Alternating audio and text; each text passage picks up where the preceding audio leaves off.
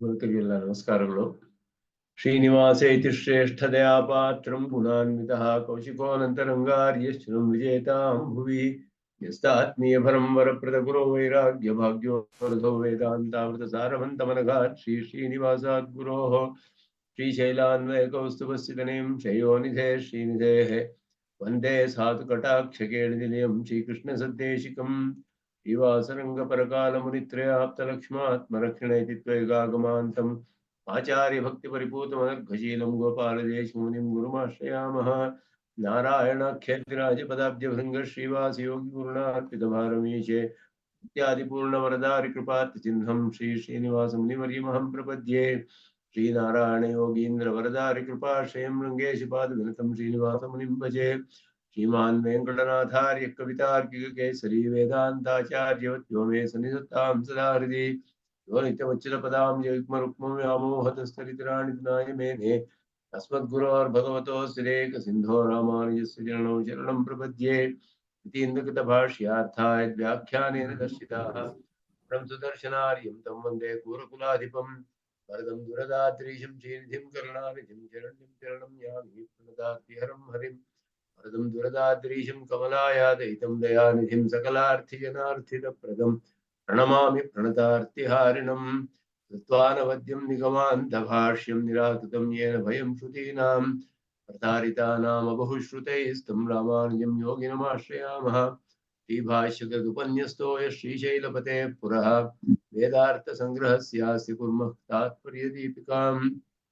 जन्नो मित्रशं वरुणः चन्नो भवत्वर्यमा चन्न इन्द्रो बृहस्पतिः चन्नो विष्णुरुक्रमः नमो ब्रह्मणे देवाय त्वमेव प्रत्यक्षम् त्वमेव ब्रह्म वदिष्यामि ऋतं वदिष्यामि सत्यं वदिष्यामि तन्मामवतु तत् ओम शांति शेषचिरचिद्वस्तुशेषिणे शेषशायिने निर्मलानन्तकल्याणनिधये विष्णवे नमः।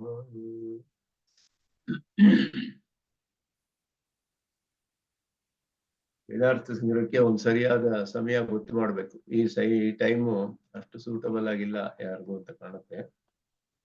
ನೋಡೋಣ.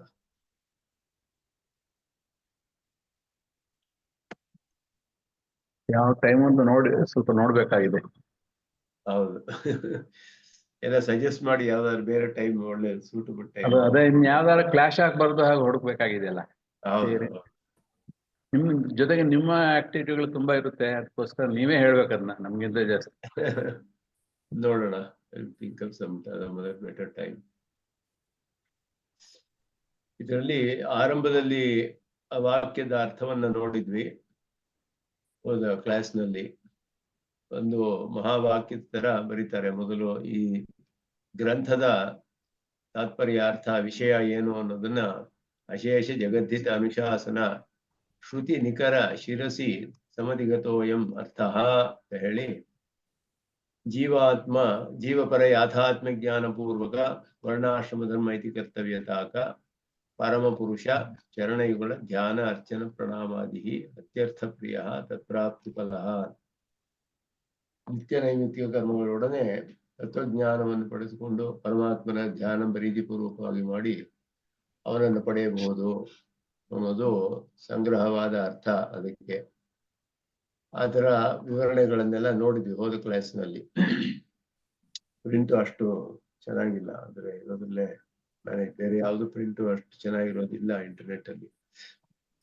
ಅಸ್ಯ ಜೀವಾತ್ಮನಃ ಅನಾದ್ಯ ಅವಿದ್ಯಾ ಸಂಚಿತ ಪುಣ್ಯಪಾಪರೂಪ ಕರ್ಮ ಪ್ರವಾಹ ಹೇತುಕ ಬ್ರಹ್ಮಾದಿ ಸುರನರ ತಿರ್ಯಕ್ ಸ್ಥಾವರಾತ್ಮಕ ಚತುರ್ವಿಧ ದೇಹ ಪ್ರವೇಶಕೃತ ತತ್ತದಾತ್ಮಾಭಿಮಾನ ಜನಿತ ಅವರ್ಜನೀಯ. ಒಂದು ನಿಮಿಷ ಕೆಲಸ ಮಾಡ್ತೀನಿ.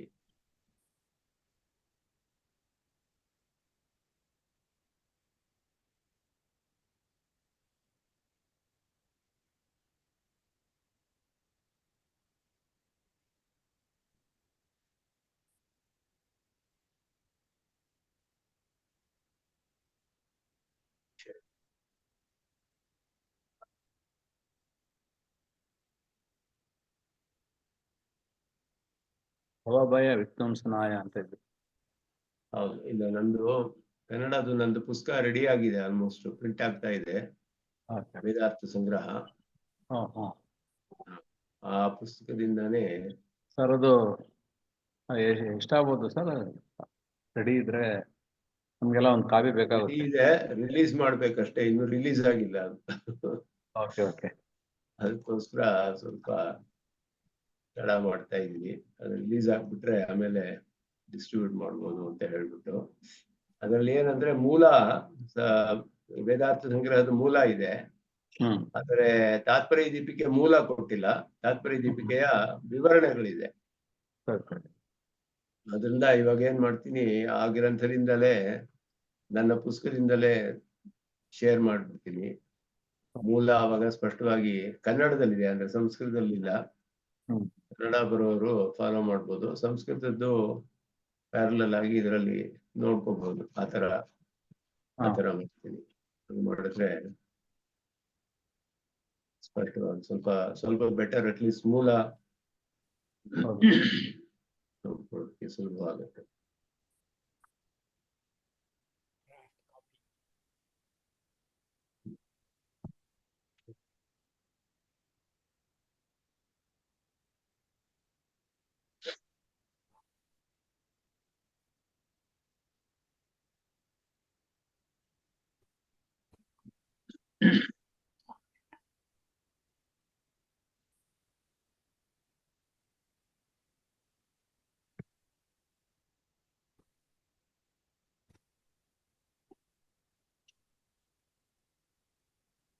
ಶೇರ್ ಮಾಡೋದು ಸ್ವಲ್ಪ ವಾಸಿ. ಕನ್ನಡದಲ್ಲಿ ನೋಡ್ಕೊಳ್ಳೋರು ನೋಡ್ಕೋಬಹುದು. ಇಲ್ಲಿ ಇದರಲ್ಲಿ ಸಬ್ ಟೈಟಲ್ಸ್ ಕೂಡ ಹಾಕಿದ್ದೀನಿ ಇದಕ್ಕೆಲ್ಲ. ಅಸ್ಯ ಜೀವಾತ್ಮನಃ ಅನಾದಿ ಅವಿದ್ಯಾ ಸಂಚಿತ ಪುಣ್ಯ ಪಾಪ ರೂಪ ಕರ್ಮ ಪ್ರವಾಹ ಹೇತುಕ ಬ್ರಹ್ಮಾದಿ ಸುರ ನರ ತಿರ್ಯಕ್ ಸ್ಥಾವರಾತ್ಮಕ ಚತುರ್ವಿಧ ದೇಹ ಪ್ರವೇಶಕೃತ ತತ್ತದ ಆತ್ಮಾಭಿಮಾನ ಜನಿತ ಅವರ್ಜನೀಯ ಭವಭಯ ವಿಧ್ವಂಸನಾಯ. ಇದರಲ್ಲಿ ಈ ಒಂದು ಭಾಗದಲ್ಲಿ ಒಂದು ದೊಡ್ಡ ವಾಕ್ಯ ಇದು. ಅದರಲ್ಲಿ ಎರಡು ಭಾಗವಾಗಿ ಮಾಡಿ ವ್ಯಾಖ್ಯಾನ ಮಾಡುವಾಗ ಸುದರ್ಶನ್ ಸೂರಿಗಳು ಎರಡು ಭಾಗವಾಗಿ ಮಾಡ್ತಾರೆ. ಅದರಲ್ಲಿ ಹೇಳುವಾಗ ಅದರಲ್ಲಿ ಒಂದು ಭಾಗ ಪರೋಕ್ತವಾದ ಉಪಾಯ ಉಪೇಯ ಮತ್ತು ನಿವರ್ತ್ಯಗಳ ನಿರಸನ, ಅದನ್ನ ಮೊದಲು ಮಾಡ್ತಾರೆ.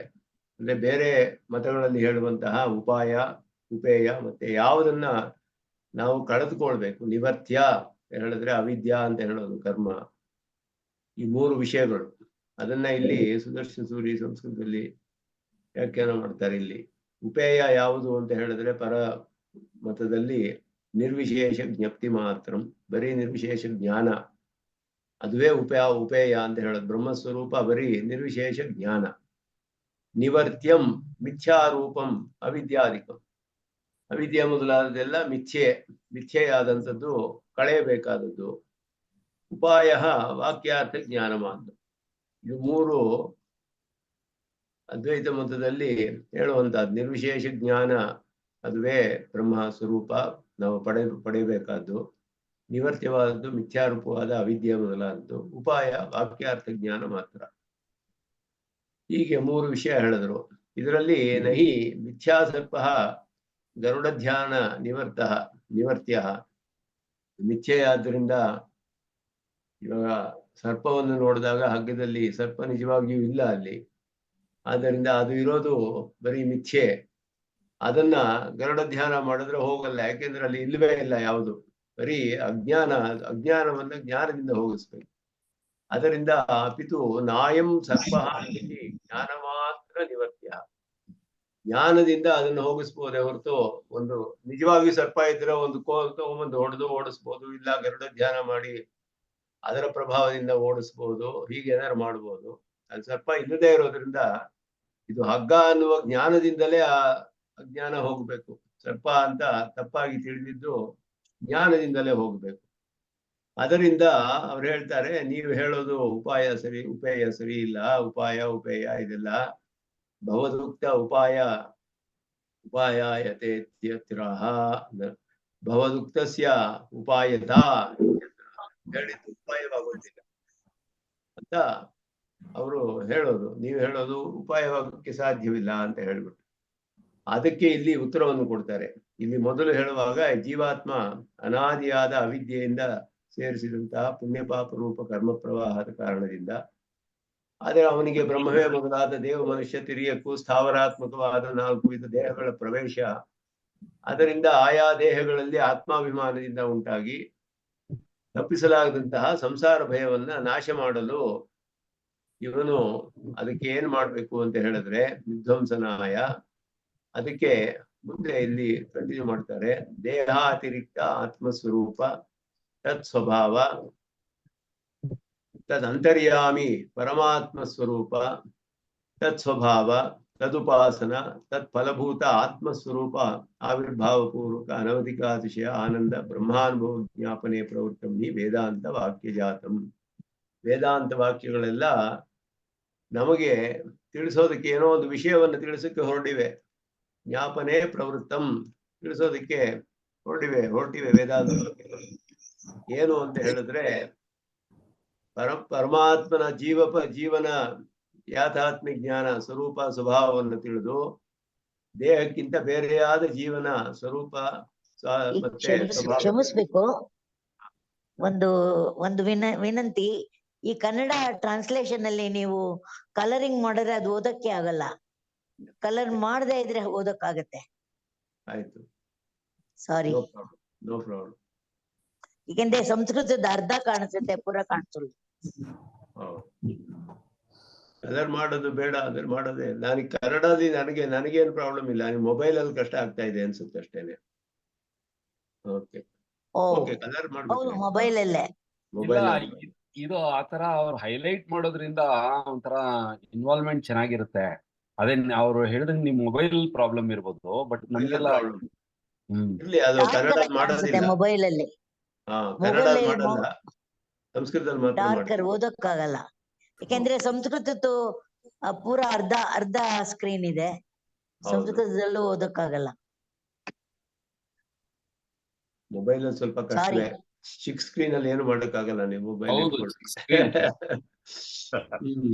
ಇರ್ಲಿ. ಅದರಿಂದ ಇಲ್ಲಿ ಜೀವಾತ್ಮನ ಸ್ವರೂಪ ಸ್ವಭಾವಗಳು ಮತ್ತೆ ದೇಹಕ್ಕಿಂತ ಬೇರೆಯಾದವನು ಅನ್ನುವಂತಹ ಅವನ ಸ್ವರೂಪ ಸ್ವಭಾವ, ಅವನ ಅಂತರ್ಯಾಮಿಯಾದ ಪರಮಾತ್ಮನ ಸ್ವರೂಪ ಸ್ವಭಾವ, ಅವನ ಉಪಾಸನೆ, ಅದರಿಂದ ಫಲವಾದಂತಹ ಆತ್ಮಸ್ವರೂಪ ಆವಿರ್ಭಾವ ಪೂರ್ವಕವಾದ ಅನವಧಿಕ ಅತಿಶಯವಾದ ಆನಂದ ಬ್ರಹ್ಮಾನುಭವ. ಇದನ್ನ ತಿಳಿಸೋಕೋಸ್ಕರವೇ ವೇದಾಂತ ವಾಕ್ಯ ಸಮೂಹವೆಲ್ಲ ಬಂದಿರೋದು ಅಂತ ಇಲ್ಲಿ ಹೇಳ್ತಾ ಇದ್ದಾರೆ. ವಿಶೇಷವಾಗಿ ಇದರಲ್ಲಿ ವ್ಯಾಖ್ಯಾನದಲ್ಲಿ ವಿವರಿಸುವಾಗ ಹೇಳ್ತಾರೆ. ಇಲ್ಲಿ ಪರಮಾತ್ಮೈಕ್ಯ ಅನುಪಪತ್ಯೈ ತದ್ವಿರುದ್ಧ ಸ್ವಭಾವತಯ ಪ್ರತ್ಯಕ್ಷ ಸಿದ್ಧತ್ವ ಮುಚ್ಯತೆ ಅಸ್ಯ ಇತಿ ಪದೇನ. ಅಸ್ಯ ಜೀವಾತ್ಮನಃ ಅಂತ ಹೇಳಿದ್ರೆ ಅಸ್ಯ ಜೀವಾತ್ಮನಃ, ಈ ಜೀವಾತ್ಮ ಅಂತ ಹೇಳಿರೋದ್ರಿಂದ ಜೀವಾತ್ಮ ಪರಮಾತ್ಮ ಬೇರೆ, ಅವನಿಗೂ ಇವನಿಗೂ ಬೇರೆ ಸ್ವಭಾವಗಳೆಲ್ಲ ಬೇರೆ ಇದೆ. ಪರಮಾತ್ಮ ಐಕ್ಯವಿಲ್ಲ ಜೀವನಿಗೂ ಪರಮಾತ್ಮನಿಗೂ, ಅವನಿಗೆ ವಿರುದ್ಧ ಸ್ವಭಾವವಾದವನು. ಇದು ಪ್ರತ್ಯಕ್ಷ ಸಿದ್ಧವಾಗಿದೆ ಅನ್ನೋದನ್ನ ಇಲ್ಲಿ ಅಸ್ಯ ಜೀವಾತ್ಮನಃ, ಈ ಜೀವಾತ್ಮ ಅಂತ ಹೇಳ್ತಿದ್ದಾರೆ. ಅನಾದಿ ಶಬ್ದೇನ ಅನ್ಯೋನ್ಯಾಶ್ರಯ ಪರಿಹೃತ. ಅನ್ಯೋನ್ಯಾಶ್ರಯ ದೋಷ ಅಂತ ಹೇಳಿದ್ರೆ ಕರ್ಮ ಯಾವಾಗ ಉಂಟಾಯ್ತು, ಕರ್ಮದಿಂದಲೇ ಇವನಿಗೆ ದೇವ ಮನುಷ್ಯಾದಿ ದೇಹದ ಪ್ರವೇಶ, ದೇವ ಮನುಷ್ಯಾದಿ ದೇಹ ಪ್ರವೇಶ ಮಾಡಿ ಮತ್ತೆ ಕರ್ಮ ಮಾಡ್ತಾನೆ. ಇದೆರಡು ಕೂಡ ಅನ್ಯೋನ್ಯಾಶ್ರಯ. ಯಾವುದು ಮೊದಲು ಬಂತು ಹೇಳಕ್ಕಾಗೋದಿಲ್ಲ. ಆದ್ರಿಂದ ಅನಾದಿ ಅನ್ನೋ ಶಬ್ದ ಹೇಳಿದ್ರೆ ಕರ್ಮ ಅನಾದಿ, ಯಾವಾಗ ಅಂತ ಗೊತ್ತಿಲ್ಲ, ತಿಳಿಯುತ್ತಿದೆ. ಯಾವಾಗ ಆರಂಭವಾಯ್ತು ಹೇಳಕ್ಕಾಗೋದಿಲ್ಲ, ಆರಂಭವೇ ಇಲ್ಲ ಅಂತಾನೆ ಶಾಸ್ತ್ರದಲ್ಲಿ ಹೇಳಿರೋದು ಹಾಗೆಯೇ. ಅದರಿಂದ ಅನ್ಯೋನ್ಯಾಶ್ರಯ ದೋಷವಿಲ್ಲ. ಯಾಕೆಂದ್ರೆ ಅನಾದಿಯಾದ ಅವಿದ್ಯಾ ಸಂಚಿತವಾದದ್ದು ಪುಣ್ಯಪಾಪಕ. ಅದರಿಂದ ಬ್ರಹ್ಮ ಮೊದಲಾದ ಸುರನರ ತಿರಿಯಕ್ ಸ್ಥಾವರ 4 ಚತುರ್ವಿಧ ದೇಹಗಳಲ್ಲಿ ಪ್ರವೇಶ ಮಾಡಿ ಆಯಾ ದೇಹಗಳಲ್ಲಿಯೇ ಆತ್ಮ, ನಾನೇ ದೇಹವೇ ಆತ್ಮ ಅನ್ನುವ ಒಂದು ಅಭಿಮಾನ ಉಂಟಾಗ್ಬಿಟ್ಟು ಅದರಿಂದ ತಪ್ಪಿಸಿಕೊಳ್ಳಬೇಕಾಗುವಂತಹ ಕರ್ಮ ಮೊದಲು ಬಂತ ದೇಹ ಮೊದಲು ಬಂತ ಅಂತ ನಿರ್ಣಯ ಮಾಡಕ್ಕೆ ಆಗಲ್ಲ ಅಲ್ವಾ? ನಿರ್ಣಯ ಮಾಡಕ್ಕಾಗೋದಿಲ್ಲ. ಆದ್ರಿಂದ ಅದರಲ್ಲಿ ಅನ್ಯೋನ್ಯಾಶ್ರಯ ದೋಷ ಬರೋಕ್ ಸಂಭವ ಇದೆಯಲ್ಲ ಅಂತ ಹೇಳಿದ್ರೆ ಇದು this is dependent on that, that is dependent on this. ಕರ್ಮದಿಂದ ದೇಹ, ದೇಹದಿಂದ ಕರ್ಮ, ಇದು ಅನ್ಯೋನ್ಯಾಶ್ರಯ ಅನ್ನುವ ದೋಷ ಅದು ಬರೋದಿಲ್ಲ ಅಂತ ಹೇಳ್ತಿದ್ದಾರೆ. ಅನಾದಿ ಅನ್ನುವ ಶಬ್ದದಿಂದ ಅನ್ಯೋನ್ಯಾಶ್ರಯ ದೋಷವಿಲ್ಲ ಅನ್ನೋ ತಿಳಿಯುತ್ತೆ. ಅದರಿಂದ ಮತ್ತೆ ಅವಿದ್ಯಾ ಅಂತ ಹೇಳಿದ್ರೆ ಅದಕ್ಕೆ ಶ್ರೂಯತಾಂಚಾಪಿ. ನನ್ಗೊಂದು ಪ್ರಶ್ನೆ ಇಲ್ಲಿ ಬೀಜಾಂಕುರ ನ್ಯಾಯ ಹೆಂಗ್ ಅಪ್ಲೈ ಆಗತ್ತೆ ಸರ್? ಇದು ಫಸ್ಟ್ ಸೃಷ್ಟಿ ಶುರುವಾದಾಗ ಬೀಜಾಂಕುರ ನ್ಯಾಯಕ್ಕೂ ಅದೇ ಉತ್ತರನೇ ಅನಾದಿ ಅಂತ ಹೇಳೋದಿಲ್ಲ. ಅಲ್ಲಲ್ಲ, ಇದು ಈ ದೇಹ ಫಸ್ಟ್ ಬಂತೋ ಕರ್ಮ ಬಂತೋ ಅಂತ ಅನ್ನೋದಕ್ಕೆ ಫಸ್ಟ್ ದೇಹ ಬಂದ್ಮೇಲೆ ಕರ್ಮ ಶುರುವಾಗಿ ಆ ತರದೇ ತಾನೇ ಆಗಿರ್ಬೇಕು. ಕರ್ಮ ಅದಾಗೆ ಹೆಂಗ್ ಬರುತ್ತೆ ವಿತೌಟ್? ಎಲ್ಲ ನಾವು ಊಹೆ ಮಾಡೋಕ್ಕಾಗೋದಿಲ್ಲ. ಕರ್ಮ ಅನ್ನೋದು ಅನಾದಿ ಅಷ್ಟೇ, ಅದಕ್ಕೆ ಬಿಗಿನಿಂಗೇ ಇಲ್ಲ. ಅಂದ್ರೆ ಆದಿ ಇಲ್ಲದೆ ಇರೋದ್ರಿಂದ ಜೀವಾತ್ಮ ನಿತ್ಯನಾದವನು. ದೇಹ ಬರುತ್ತೆ ಹೋಗುತ್ತೆ. ದೇಹ ಯಾಕೆ ಬರುತ್ತೆ? ಕರ್ಮದಿಂದ ಬರುತ್ತೆ. ಕರ್ಮ ಯಾಕೆ ಬರುತ್ತೆ? ದೇಹದಿಂದ ಬರುತ್ತೆ. ದೇಹ ಬಂದಿದ್ರಿಂದ ಅದಕ್ಕೆ ಅಭಿಮಾನ ಉಂಟಾಗಿ ಕರ್ಮ ಮಾಡ್ತಾನೆ. ಕರೆಕ್ಟ್, ಅದೇ ಫಸ್ಟ್ ಅಲ್ವಾ? ಕರ್ಮ ಯಾಕೆ ಮಾಡ್ತಾನೆ ಅಂತ, ಕರ್ಮ ಬಂದಿದ್ದು ದೇಹದಿಂದ. ದೇಹ ಯಾಕೆ ಬಂತು ಇವನಿಗೆ ಅಂದ್ರೆ ಕರ್ಮದ ಫಲ ಅನುಭವಿಸಕ್ಕೋಸ್ಕರವೇ ದೇಹ ಬಂದಿರೋದು. ಕರ್ಮದ ಫಲ ಇಲ್ಲದವರ ದೇಹನೇ ಬರೋದಿಲ್ಲ.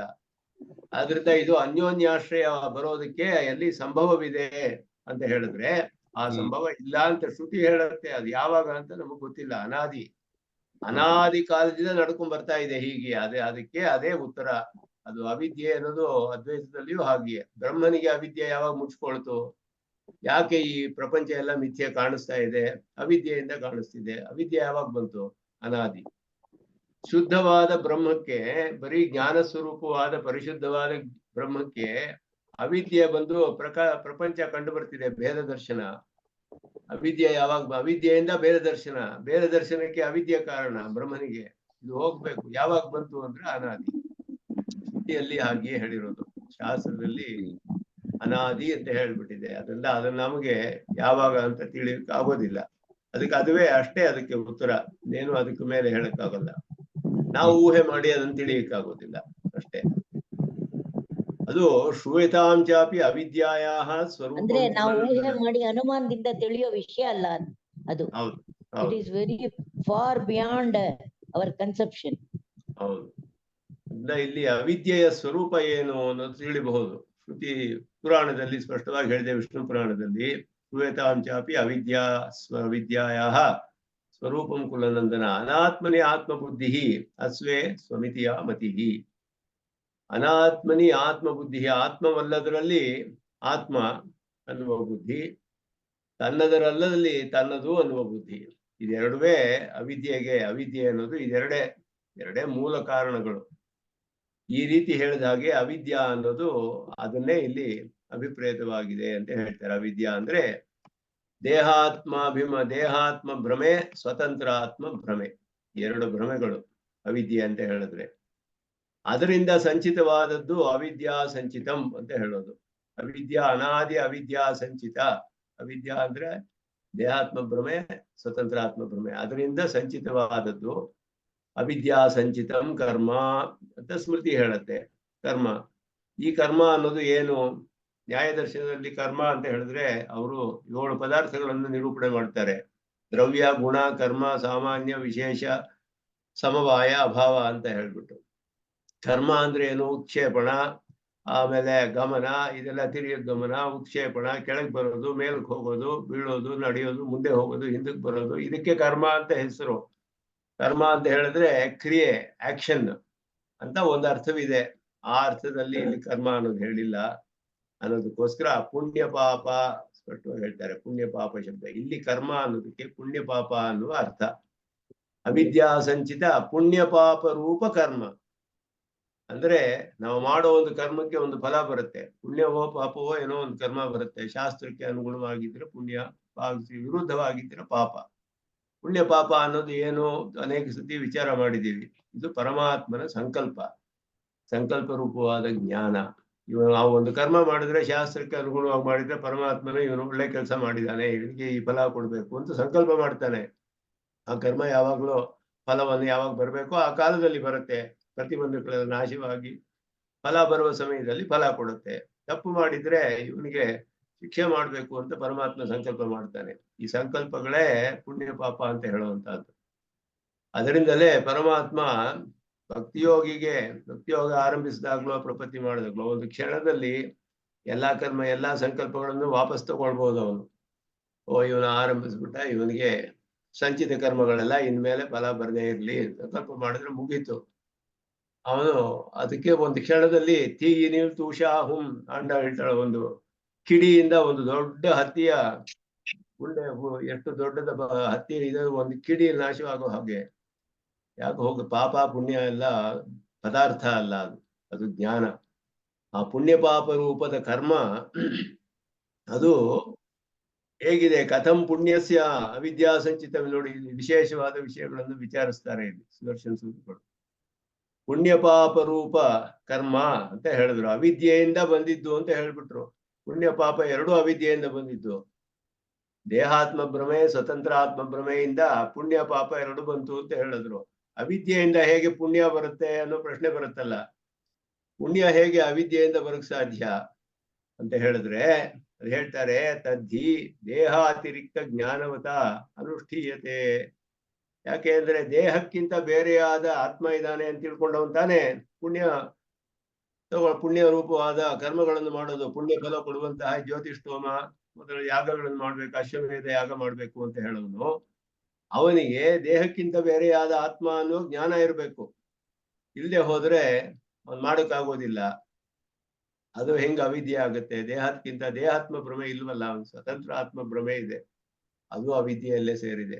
ಅದನ್ನ ಇಲ್ಲಿ ಹೇಳ್ತಾರೆ. ಆತ್ಮ ದೇಹಕ್ಕಿಂತ ವಿಲಕ್ಷಣನಾಗಿದ್ದಾನೆ ಅವನು.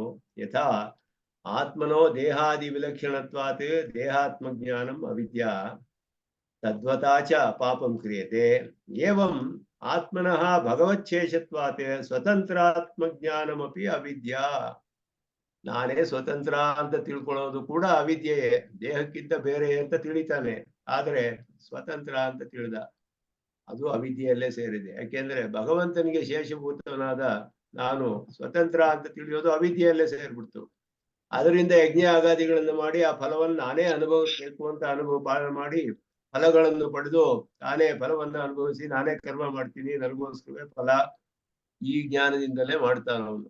ಅದು ಅವಿದ್ಯೆಯಲ್ಲೇ ಸೇರ್ಬಿಟ್ಟಿದೆ ಅಂತ ಹೇಳುದು ಸ್ವತಂತ್ರ ಆತ್ಮ ಭ್ರಮೆ. ಆದ್ದರಿಂದ ತನ್ಮೂಲಂ ಸ್ವರ್ಗಾದಿ ಫಲ ಕರ್ಮಾನುಷ್ಠಾನಂ ಇತಿ ಪುಣ್ಯಸ್ಯ ಅವಿದ್ಯಾ ಸಂಚಿತತ್ವ ಉಪಪತ್ತಿ. ಪುಣ್ಯವು ಕೂಡ ಅವಿದ್ಯೆಯಲ್ಲೇ ಸೇರಿದೆ. ಆದ್ರಿಂದ ಪುಣ್ಯ ಪಾಪ ಎರಡು ಬಂಧಕವೇ. ಒಂದು ಕಬ್ಬಿಣದ ಸಂಕೋಲೆ, ಒಂದು ಚಿನ್ನದ ಸಂಕೋಲೆ ಅಂತ ಹೇಳ್ತಾರಲ್ಲ, ಹಾಗೆ ಎರಡು ಬಂಧಕವೇ ಮುಮುಕ್ಷುಗೆ. ಎರಡು ಅವಿದ್ಯೆಯಿಂದ ಮಾಡಲ್ಪಟ್ಟಿದ್ದು.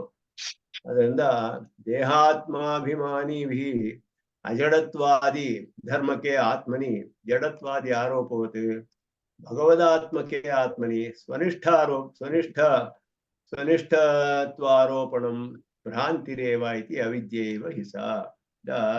ದೇಹವೇ ಆತ್ಮ ಅಂತ ತಿಳಿಯುವವನು ಜಡವಾದ ಧರ್ಮಗಳನ್ನುಳ್ಳ ದೇಹದಲ್ಲಿ ಆತ್ಮ ಅಂತ ಹೇಗೆ ಜ್ಞಾನ ಮಾಡ್ತಾನೋ ತಿಳ್ಕೊತಾನೋ, ಅದೇ ರೀತಿಯಲ್ಲಿ ಭಗವದಾತ್ಮಕವಾದ ಆತ್ಮನಲ್ಲಿ ನಾನೇ ಸ್ವನಿಷ್ಠ ಸ್ವತಂತ್ರ ಅಂತ ತಿಳಿತಾರಲ್ಲ, ಅದು ಕೂಡ ಅವಿದ್ಯೆಯೇ ಅದನ್ನ ಹೇಳ್ತಾರೆ. ಈ ರೀತಿ ಏವಂ ವಿಧ ಕರ್ಮ ಪ್ರವಾಹ ಹೇತುಕಃ ಚತುರ್ವಿಧ ದೇಹ ಪ್ರವೇಶ. ಈ ರೀತಿಯಾದ ಕರ್ಮ ಪ್ರವಾಹ, ಕರ್ಮದ ಒಂದು ಪ್ರವಾಹ ಹೇತುಕ, ಪ್ರವಾಹದಿಂದ ಉಂಟಾಗಿರುವಂತಹದ್ದು 4 ವಿಧ ದೇಹ ಸಂಬಂಧ. ಪ್ರವಾಹ, ಇದೆಲ್ಲ ಪ್ರವಾಹ ಅಂತ ಹೇಳಿದ್ರೆ, ಇವಾಗ ನದಿಯಲ್ಲಿ ಪ್ರವಾಹ ಬರುತ್ತೆ. ಪ್ರವಾಹ ಬಂದುವಾಗ ನೀರೆಲ್ಲ ಬೇರೆ ಬೇರೆ ನೀರು ಬರ್ತಾ ಇರುತ್ತೆ, ಹೊಸ ನೀರು. ಆದ್ರೆ ನೀರು ಒಂದಾದ್ಮೇಲೆ ಒಂದು ಬರ್ತಾನೆ ಇರುತ್ತೆ. ನೀರು ಯಾವಾಗ್ಲೂ ಅದು ನದಿ ಹಂಗೆಯೇ ಬರ್ತಾನೆ ಇರುತ್ತೆ. ಬೇರೆ ಬೇರೆ ನೀರು ಇರ್ಬೋದು, ಆದ್ರೆ ಎಡಬಿಡದೆ ಬರ್ತಾ ಇರುತ್ತೆ. ಅದು ಪ್ರವಾಹ ಅಂತ ಹೇಳೋದು. ನದಿಯಲ್ಲಿ ಪ್ರವಾಹ ಅಂದ್ರೆ ಅದು ಆ ರೀತಿಯಲ್ಲಿ ಇಲ್ಲಿಯೂ ಪ್ರವಾಹ ಅಂದ್ರೆ ಕಂಟಿನ್ಯೂಸ್ ಆಗಿ ಒಂದ್ ಸ್ವಲ್ಪವೂ ಬ್ರೇಕ್ ಇಲ್ಲದೆ ನಿರಂತರವಾಗಿ ನಡೀತಾನೆ ಇದೆ. ಇದು ಪ್ರವಾಹ ಅಂತ ಹೇಳೋದು. ತತ್ಕೃತಃ ತತ್ತದ್ದೇಹೇಶು ಆತ್ಮಾಭಿಮಾನ. ಅದರಿಂದ ಈ ಅವಿದ್ಯೆಯಿಂದಲೇ 4 ವಿಧವಾದ ದೇಹ ಪ್ರವೇಶ. ಅದರಿಂದ ಆಯಾ ದೇಹಗಳಲ್ಲಿಯೇ ಆತ್ಮ ಅನ್ನುವ ಅಭಿಮಾನ, ಅದಕ್ಕೆ ಅನುಗುಣವಾದ ಕರ್ಮಗಳನ್ನು ಮಾಡ್ತಾನೆ. ಅನಾತ್ಮನಿ ಅಸ್ವೇಚ ಆತ್ಮಾತ್ಮೀಯ ಧಿಯ ಕರ್ಮ ಕರ್ಮಣ ಶರೀರ ಪ್ರವೇಶ ತಚ್ಚರೀರ ಸಂಬಂಧೇನ ಅವಿದ್ಯಾ ಇತಿ ಪ್ರವಾಹನಾದಿತ. ಇದುವೇ ಪ್ರವಾಹ ಅನ್ನೋದು ಅನಾತ್ಮನಿ ಅಸ್ವೇಚ, ಆತ್ಮನಲ್ಲದದ್ರಲ್ಲಿ ತನ್ನದಲ್ಲದರಲ್ಲಿ ಆತ್ಮ ಆತ್ಮೀಯ ಧಿಯ, ಅನಾತ್ಮದಲ್ಲಿ ಆತ್ಮ, ಅಸ್ವೇ ಆತ್ಮೀಯ ಅನ್ನುವಂತಹ ಬುದ್ಧಿ, ಅದರಿಂದ ಕರ್ಮ ಮಾಡ್ತಾನೆ. ಕರ್ಮಣ ಶರೀರ ಪ್ರವೇಶ, ಕರ್ಮದಿಂದ ಶರೀರ ಪ್ರವೇಶ, ತಚ್ಚರೀರ ಸಂಬಂಧೇನ ಅವಿದ್ಯಾ, ಶರೀರ ಸಂಬಂಧಿನ ಅವಿದ್ಯೆ. ಈ ರೀತಿ ಇದು ಪ್ರವಾಹ ಅನಾದಿ, ಪ್ರವಾಹ ರೂಪದಲ್ಲಿ ಅನಾದಿ ಕಾಲದಿಂದ ಇದು ಬರ್ತಾನೆ ಇದೆ, ಒಂದಾದ್ಮೇಲೆ ಒಂದು ನಡೀತಾ ಇದೆ. ಅದರಿಂದ ಅವರ್ಜನೀಯಂ ಭವಭಯಂ, ಇದರಿಂದ ಸಂಸಾರ ಭಯವನ್ನ ತಪ್ಪಿಸ್ಕೊಳ್ಳಿಕ್ಕೆ ಆಗೋದಿಲ್ಲ ಇವನಿಗೆ. ಆದ್ರಿಂದ ಜನ್ಮಜರ ಮರಣಾದಿ ಭಯಂ ಮಿಥ್ಯಾ ಇತಿ ಸಹಸ್ರಕೃತ್ವ ಉದ್ಘೋಷಣೆಪಿ ನಿವರ್ತಯಿತುಂ ಅಶಕ್ಯ ನಿತ್ಯಮಿತ್ಯಭಿಪ್ರಾಯೇಣ ಅವರ್ಜನೀಯಂ ಇತ್ಯುಕ್ತಂ. ಅವರ್ಜನೀಯ ಅಂದ್ರೆ ಏನು ತಪ್ಪಿಸ್ಕೊಳಕ್ಕಾಗಲ್ಲ ಅಂತ ಅರ್ಥ. ಯಾಕೆಂದ್ರೆ ನೀವು ಜನ್ಮ ಜನನ ಭಯ ಎಲ್ಲ ಮರಣ ಎಲ್ಲ ಮಿಥ್ಯೆ ಮಿಥ್ಯೆ ಮಿಥ್ಯೆ ಅಂತ 1000 ಸತಿ ಹೇಳಿದ್ರು ಸಂಸಾರ ತಪ್ಪಿಸ್ಕೊಳಕ್ಕಾಗಲ್ಲ.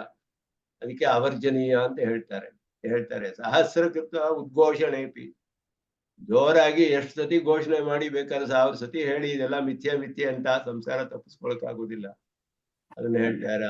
ನಿವರ್ತಯಿತು ಅಶಕ್ಯಂ, ತಪ್ಪಿಸ್ಕೊಳಕ್ಕಾಗೋದಿಲ್ಲ. ಅವರ್ಜನೀಯ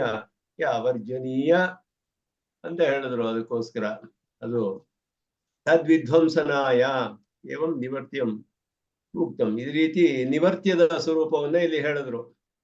ಭವಭಯ ಅವರ್ಜನೀಯ ಭವಭಯ ಅಂತ ಹೇಳಿ ಇದೆಲ್ಲ ಯಾವ್ದು ತಪ್ಪಿಸ್ಕೊಳ್ಬೇಕು ನಾವು ಅಂದ್ರೆ ಇದೆಲ್ಲ ತಪ್ಪಿಸ್ಕೊಳ್ಬೇಕು. ಚತುರ್ವಿಧ ದೇಹ ಪ್ರವೇಶಕೃತ ತತ್ತದಾತ್ಮಾಭಿಮನಜಂತ ಅವರ್ಜನೀಯ ಭವಭಯ, ಇದನ್ನ ತಪ್ಪಿಸ್ಕೊಳ್ಬೇಕು. ಇದನ್ನ ವಿಧ್ವಂಸ, ನಾಶ ಮಾಡ್ಬೇಕು ಇದನ್ನ.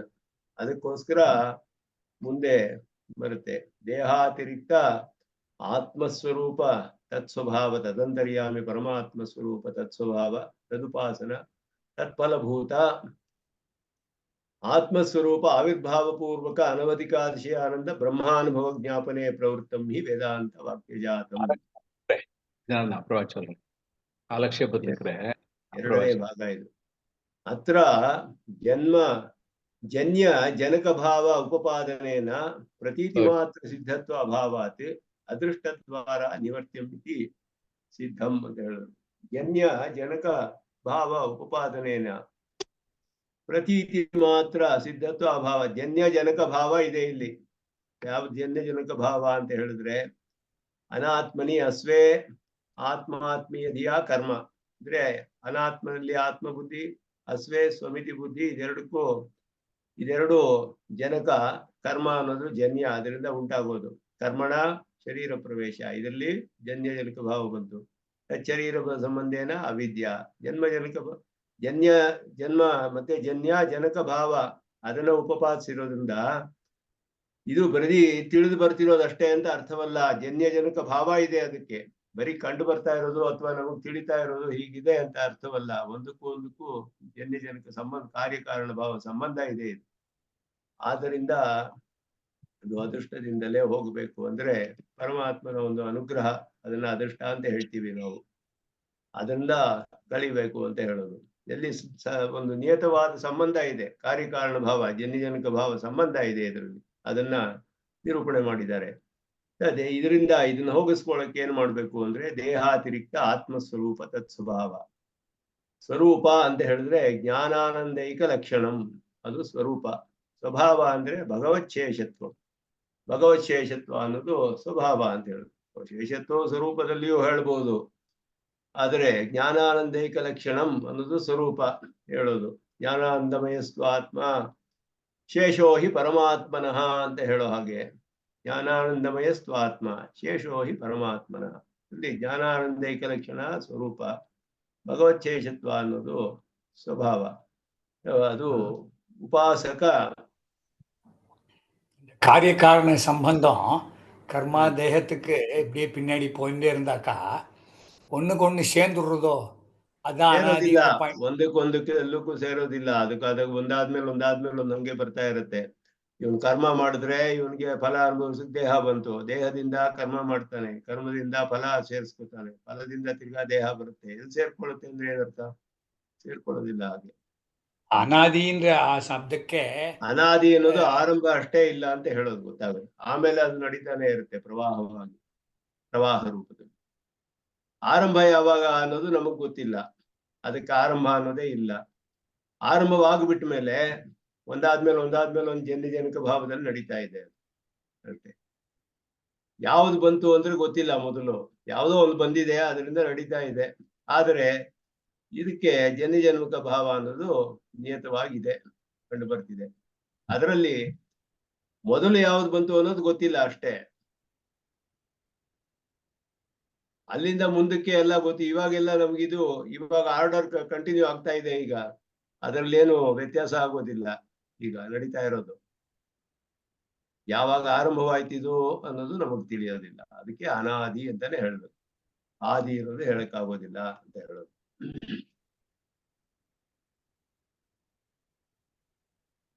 ಅದರಿಂದ ಇಲ್ಲಿ ಅವರು ಹೇಳ್ತಾರೆ,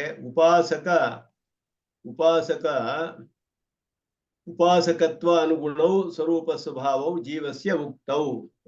ಉಪಾಸಕನಿಗೆ ಅನುಗುಣವಾದ ಸ್ವರೂಪ, ಅದರ ಸ್ವಭಾವ ಅದು ಭಗವಚ್ಛೇಷತ್ವ, ಜ್ಞಾನಾನಂದೈಕ ಸ್ವರೂಪ. ಭಗವಚ್ಛೇಷತ್ವ ಇದು ಉಪಾಸಕನಿಗೆ ಅನುಗುಣವಾದ ಸ್ವರೂಪ ಮತ್ತೆ ಸ್ವಭಾವ. ಪರಮಾತ್ಮನಿಗೆ ಅನುಗುಣವಾದದ್ದು ಉಪಾಸ್ಯನಿಗೆ ಅನುಗುಣವಾದದ್ದು. ತದಂತರ್ಯಾಮಿ ಪರಮಾತ್ಮ ಸ್ವರೂಪ ಸ್ವಭಾವ. ಅಂತರ್ಯಾಮಿ ಶಬ್ದದಿಂದ ಜೀವಸ್ಯ ಪರಮಾತ್ಮ ಶರೀರತ್ವೇ ತದ್ವಾಚಿ ಶಬ್ದಸ್ಯ ಪರಮಾತ್ಮ ಪರ್ಯಂತತ್ವಂ ಸಿದ್ಧಂ. ಅಂತರ್ಯಾಮಿ ಹೇಳೋದ್ರಿಂದ ಜೀವಾತ್ಮನು ಪರಮಾತ್ಮನಿಗೆ ಶರೀರವಾಗಿರೋದ್ರಿಂದ ಜೀವಾತ್ಮನನ್ನು ಹೇಳುವ ಶಬ್ದಗಳೆಲ್ಲ, ಶರೀರವಾಚಿ ಶಬ್ದಗಳೆಲ್ಲ ಶರೀರಿ ಅವನವರೆಗೂ ಹೋಗುತ್ತೆ. ಪರಮಾತ್ಮ ಪರ್ಯಂತತ್ವ ಅದು ತಿಳಿಯುತ್ತೆ ನಮಗೆ. ಪರಮಾತ್ಮನ ಸ್ವರೂಪ ಏನು ಅಂದ್ರೆ ಈಶಿತೃತ್ವಂ. ಎಲ್ಲವನ್ನು ಆಳೋದು, ಒಡೆಯವನಾಗಿರೋದು, ಈಶ್ವರನಾದವನು. ಅವನ ಸ್ವಭಾವ ಪ್ರಣತ ಸೌಲಭ್ಯಂ. ನಮಗೆ ಇಲ್ಲಿ ಬೇಕಾಗಿರೋದು ಪ್ರಧಾನವಾಗಿ ಇದೆ ಪ್ರಣತ ಸೌಲಭ್ಯಂ. ಪ್ರಣತಃ ಪ್ರಕರ್ಷೇಣ ನತಾಹ ಅಂತ ಪ್ರಕರ್ಷವಾಗಿ ಶರಣಾಗತಿ ಮಾಡಿದವರು ಅವರಿಗೆ ಸುಲಭನಾಗಿದ್ದಾನವನು. ಪ್ರಣತ ಸೌಲಭ್ಯ ಈಶಿತೃತ್ವ ಅನ್ನೋದ್ರಿಂದ ಎಲ್ಲಕ್ಕೂ ಅವನೇ ಒಡೆಯ. ಅದನ್ನ ಸ್ವತಂತ್ರ, ಸ್ವಾತಂತ್ರ್ಯ, ಸ್ವಾಮಿತ್ವ. ಸ್ವಾಮಿ ದೇಶಿಕನ ಅದನ್ನ ರಹಸ್ಯ ಸಾರದಲ್ಲಿ ಚೆನ್ನಾಗಿ ಹೇಳ್ತಾರೆ. ಸ್ವಾತಂತ್ರ್ಯ, ಸ್ವಾಮಿತ್ವ ಎರಡೂ ಇದೆ ಅವನಿಗೆ. ಎರಡೂ ಇರಬೇಕು. ಆಫೀಸಲ್ಲಿ ನಾವು ಮ್ಯಾನೇಜರ್ ಕೆಲವೆಲ್ಲ ನೋಡಿದಾಗ ಅಧಿಕಾರಿಗಳು ಗೌರ್ಮೆಂಟ್ ಎಲ್ಲ ಆಫೀಸಲ್ಲಿ ಎಲ್ಲಾದ್ರೂ ಆಗ್ಲಿ ಸ್ವಾತಂತ್ರ್ಯ ಇರುತ್ತೆ, ಲಿಮಿಟೆಡ್ ಸ್ವಾತಂತ್ರ್ಯ. ಸ್ವಾಮಿತ್ವ ಇರೋದಿಲ್ಲ ಪೂರ್ಣವಾಗಿ. ಕೆಲವರು ಸ್ವಾಮಿತ್ವ ಇರುತ್ತೆ, ಸ್ವಾತಂತ್ರ್ಯ ಇರೋದಿಲ್ಲ.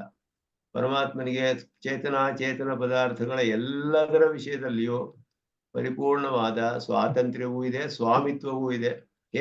ಏನ್ ಬೇಕಾದ್ರೂ ಮಾಡ್ಬೋದು, ಹೇಗ್ ಬೇಕಾದ್ರೂ ಉಪಯೋಗಿಸ್ಕೊಳ್ಬಹುದು. ಸ್ವಾತಂತ್ರ್ಯ ಇರೋದ್ರಿಂದ, ಸ್ವಾಮಿತ್ವ ಇರೋದ್ರಿಂದ ಎಲ್ಲ ಅವನಿಗೆ ಸೇರಿದ್ದೆ. ಅವನ ಪದಾರ್ಥ ಅವನು ಏನ್ ಬೇಕಾದ್ರೂ ಮಾಡ್ಬೋದು. ಸ್ವಾತಂತ್ರ್ಯ ಇರೋದ್ರಿಂದ ಹೇಗ್ ಬೇಕಾದ್ರೂ ಉಪಯೋಗಿಸ್ಕೊಳ್ಬಹುದು. ಎರಡೂ ಇದೆ ಅವನಿಗೆ.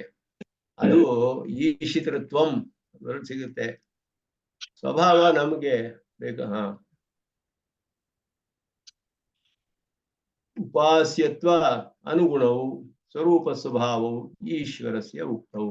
ಈಶ್ವರನಿಗೆ ಉಪಾಸ್ಯನಿಗೆ ಅನುಗುಣವಾದ ಸ್ವರೂಪ ಸ್ವಭಾವ ಅಂತರ್ಯಾಮಿ ಅಂತ ಹೇಳಿ ಎಲ್ಲ ಅವನಿಗೆ ಶರೀರವಾಗಿರುವುದು, ಈಶ್ವರನಾಗಿರುವುದು ಅನ್ನೋದು. ಉಪಾಸಕನಿಗೆ ಅನುಗುಣವಾದದ್ದು ಶೇಷತ್ವ ಅನ್ನೋದು.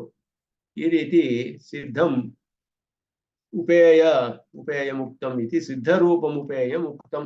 ಇದು ಸಿದ್ಧರೂಪವಾದ ಉಪೇಯ. ಉಪೇಯದಲ್ಲೂ ಎರಡು ರೂಪವಿದೆ, ಸಿದ್ಧ, ಸಾಧ್ಯ ಅಂತ ಹೇಳ್ಬಿಟ್ಟು. ಸಿದ್ಧ ಅನ್ನೋದು ಆಗಲೇ ಸಿದ್ಧವಾಗಿದೆ, ಅದಕ್ಕೆ ನಾವೇನು ಉತ್ಪತ್ತಿ ಆಗ್ಬೇಕಾಗಿಲ್ಲ. ಅದು ಪರಮಾತ್ಮ ಸ್ವರೂಪ, ಅವನ ಈಶ್ವರತ್ವ ಎಲ್ಲ ಸಿದ್ಧವಾಗಿದೆ. ಸಾಧ್ಯವಾದದ್ದೇನು ಅಂದ್ರೆ ನಮಗೆ ಅವನ ಅನುಗ್ರಹ ನಮ್ಮ ಹತ್ರ ಬರಬೇಕು.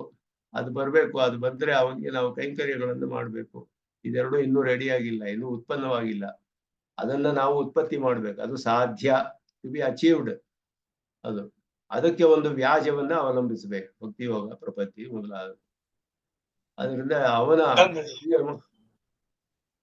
ಹೇಳಿ ಸಿದ್ಧ ಮಾರ್ಕದ ಕನ್ನಡದಲ್ಲೇ ಹೇಳಿ, ಎಲ್ಲ ರೆಡಿ ಕ್ಲೀನ್ ಆಗಿ ಸಿದ್ಧವಾಗಿದೆ ಅಂದ್ರೆ ಸಿದ್ಧವಾಗಿರೋದು ಆಗಲೇ ಸಿದ್ಧವಾಗಿದೆ ಅಂದ್ರೆ ಆಗಲೇ ಇರೋ ಅಂತದ್ದು. ಅದು ಉತ್ಪನ್ನವಾಗಬೇಕಾಗಿಲ್ಲ. ಸಿದ್ಧವಾಗಿರೋದು ಅಂದ್ರೆ ಉತ್ಪನ್ನವಾಗಿರೋದು. ಅಡಿಗೆ ಸಿದ್ಧವಾಗಿದೆಯಾ ಅಂದ್ರೆ ಇನ್ನೂ ಇಲ್ಲ, ಮಾಡ್ಬೇಕು ಅಂತ ಹೇಳಿದ್ರೆ ಸಿದ್ಧವಾಗಿದೆ ಅಂದ್ರೆ ರೆಡಿಮೇಡ್, ರೆಡಿ ಆಗಿದೆ ಅಂತ ಅರ್ಥ. ಸಿದ್ಧವಾಗಿದೆ ಅಂತ ಹೇಳಿದ್ರೆ ಸಾಧ್ಯ ಅಂದ್ರೆ ಇನ್ನು ಮಾಡ್ಬೇಕು, ಅದನ್ನ ಮಾಡಿ ಉತ್ಪತ್ತಿ ಮಾಡ್ಬೇಕು. ಅದನ್ನ something to be created, generated, ಸಾಧ್ಯ ಟು ಬಿ ಅಚೀವ್ಡ್. ಸಿದ್ಧ ಅನ್ನೋದು ಆಲ್ರೆಡಿ ರೆಡಿಮೇಡ್. ಪರಮಾತ್ಮನ ದಿವ್ಯಮಂಗಳ ವಿಗ್ರಹ ನಾವು ಉತ್ಪತ್ತಿ ಮಾಡ್ಬೇಕಾಗಿಲ್ಲ, ಅವನ್ ಪಡೆದುಕೊಳ್ಳೋದಕ್ಕೆ ಅದಾಗಲೇ ಇದೆ. ಅವನು ಇದ್ದೇ ಇದ್ದಾನೆ, ಪರಮಾತ್ಮನ ಉತ್ಪತ್ತಿ ಮಾಡ್ಬೇಕಾಗಿಲ್ಲ.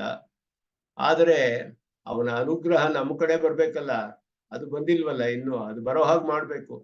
ಅದನ್ನ ಬರೋದಕ್ಕೆ ಒಂದು ಉಪಾಯ ಮಾಡ್ಬೇಕು ನಾವು. ಪರಮಾತ್ಮನ ದಿವ್ಯಮಂಗಳ ವಿಗ್ರಹ ಪಡ್ಕೊಳ್ಳೋಕೆ ಏನು ಉಪಾಯ ಮಾಡ್ಬೇಕಾಗಿಲ್ಲ, ಅವ ದಿವ್ಯಮಂಗಳ ಇದ್ದೇ ಇದೆ. ಆದರೆ ಅವನ ಅನುಗ್ರಹ ನಮ್ಮಲ್ಲಿ ಬಂದು ನಾವು ಹೋಗಿ ಅವನಲ್ಲಿ ಕೈಂಕರ್ಯ ಮಾಡ್ಬೇಕು, ಅದೆಲ್ಲ ಉತ್ಪನ್ನವಾಗ್ಬೇಕು, ಅದೆಲ್ಲ ಉಂಟಾಗ್ಬೇಕಾದ್ ನಮಗೆ, ನಮ್ಮ ವಿಷಯದಲ್ಲಿ. ಆದ್ದರಿಂದ ಅದು ಸಾಧ್ಯ, ಸಾಧ್ಯ ಉಪೇಯ. ಉಪೇಯದಲ್ಲಿ 2 ಭಾಗ, ಸಿದ್ಧ ಉಪಾಯ, ಸಾಧ್ಯ ಉಪೇಯ, ಸಿದ್ಧ ಉಪೇಯ ಅಂತ ಹೇಳ್ಬೇಕು. ಸರ್ ಇಲ್ಲಿ ಹೇಳಿ. ಇಲ್ಲಿ ಸ್ವಲ್ಪ ನಮ್ಗೆ ಕ್ಲಾರಿಟಿ ಬೇಕು. ಸಿದ್ಧೋಪಾಯ ಸಾಧ್ಯೋಪಾಯ ಅಂತ ಅನ್ನೋದು ಕೇಳಿದೀವಿ. ಅಂದ್ರೆ ಉಪಾಯದಲ್ಲಿ ಸಿದ್ಧೋಪಾಯ ಇದೆ, ಸಾಧ್ಯೋಪಾಯ ಇದೆ ಅಂತ. ಉಪೇಯ ಅಂತಂದ್ರೆ ಎಕ್ಸಾಕ್ಟ್ಲಿ ಏನು? ಮತ್ತೆ ಅದರಲ್ಲಿ ಉಪೇಯ ಅಂದ್ರೆ ಯಾವ್ದನ್ನ ಪಡೆದುಕೊಳ್ತೀವೋ ಅದು ಫಲ, ಅದಕ್ಕೆ ಉಪೇಯ ಅಂತ ಹೆಸರು. ಉಪಾಯ ಅಂದ್ರೆ ಮಾರ್ಗ, ಫಲ ಇಟ್ಸ್ ಲೈಕ್ ಫಲವೇ ಉಪೇಯ. ಹಾ. ಫಲ ಅಂದ್ರೆ ಏನು? ನಮ್ಗೆ ಮೋಕ್ಷ ಪಡೆದುಕೊಳ್ಬೇಕು ನಾವು. ಮೋಕ್ಷ ಅಂತಂದ್ರೆ ಏನು? ಪರಮಾತ್ಮನನ್ನು ಹೋಗಿ ಸೇರ್ಬೇಕು, ಅವನನ್ನ ಆನಂದ ಅನುಭವಿಸಬೇಕು. ಅಷ್ಟೇ ಅಲ್ಲ, ಅವನ ಕೈಂಕರ್ಯಗಳನ್ನು ಮಾಡಬೇಕು.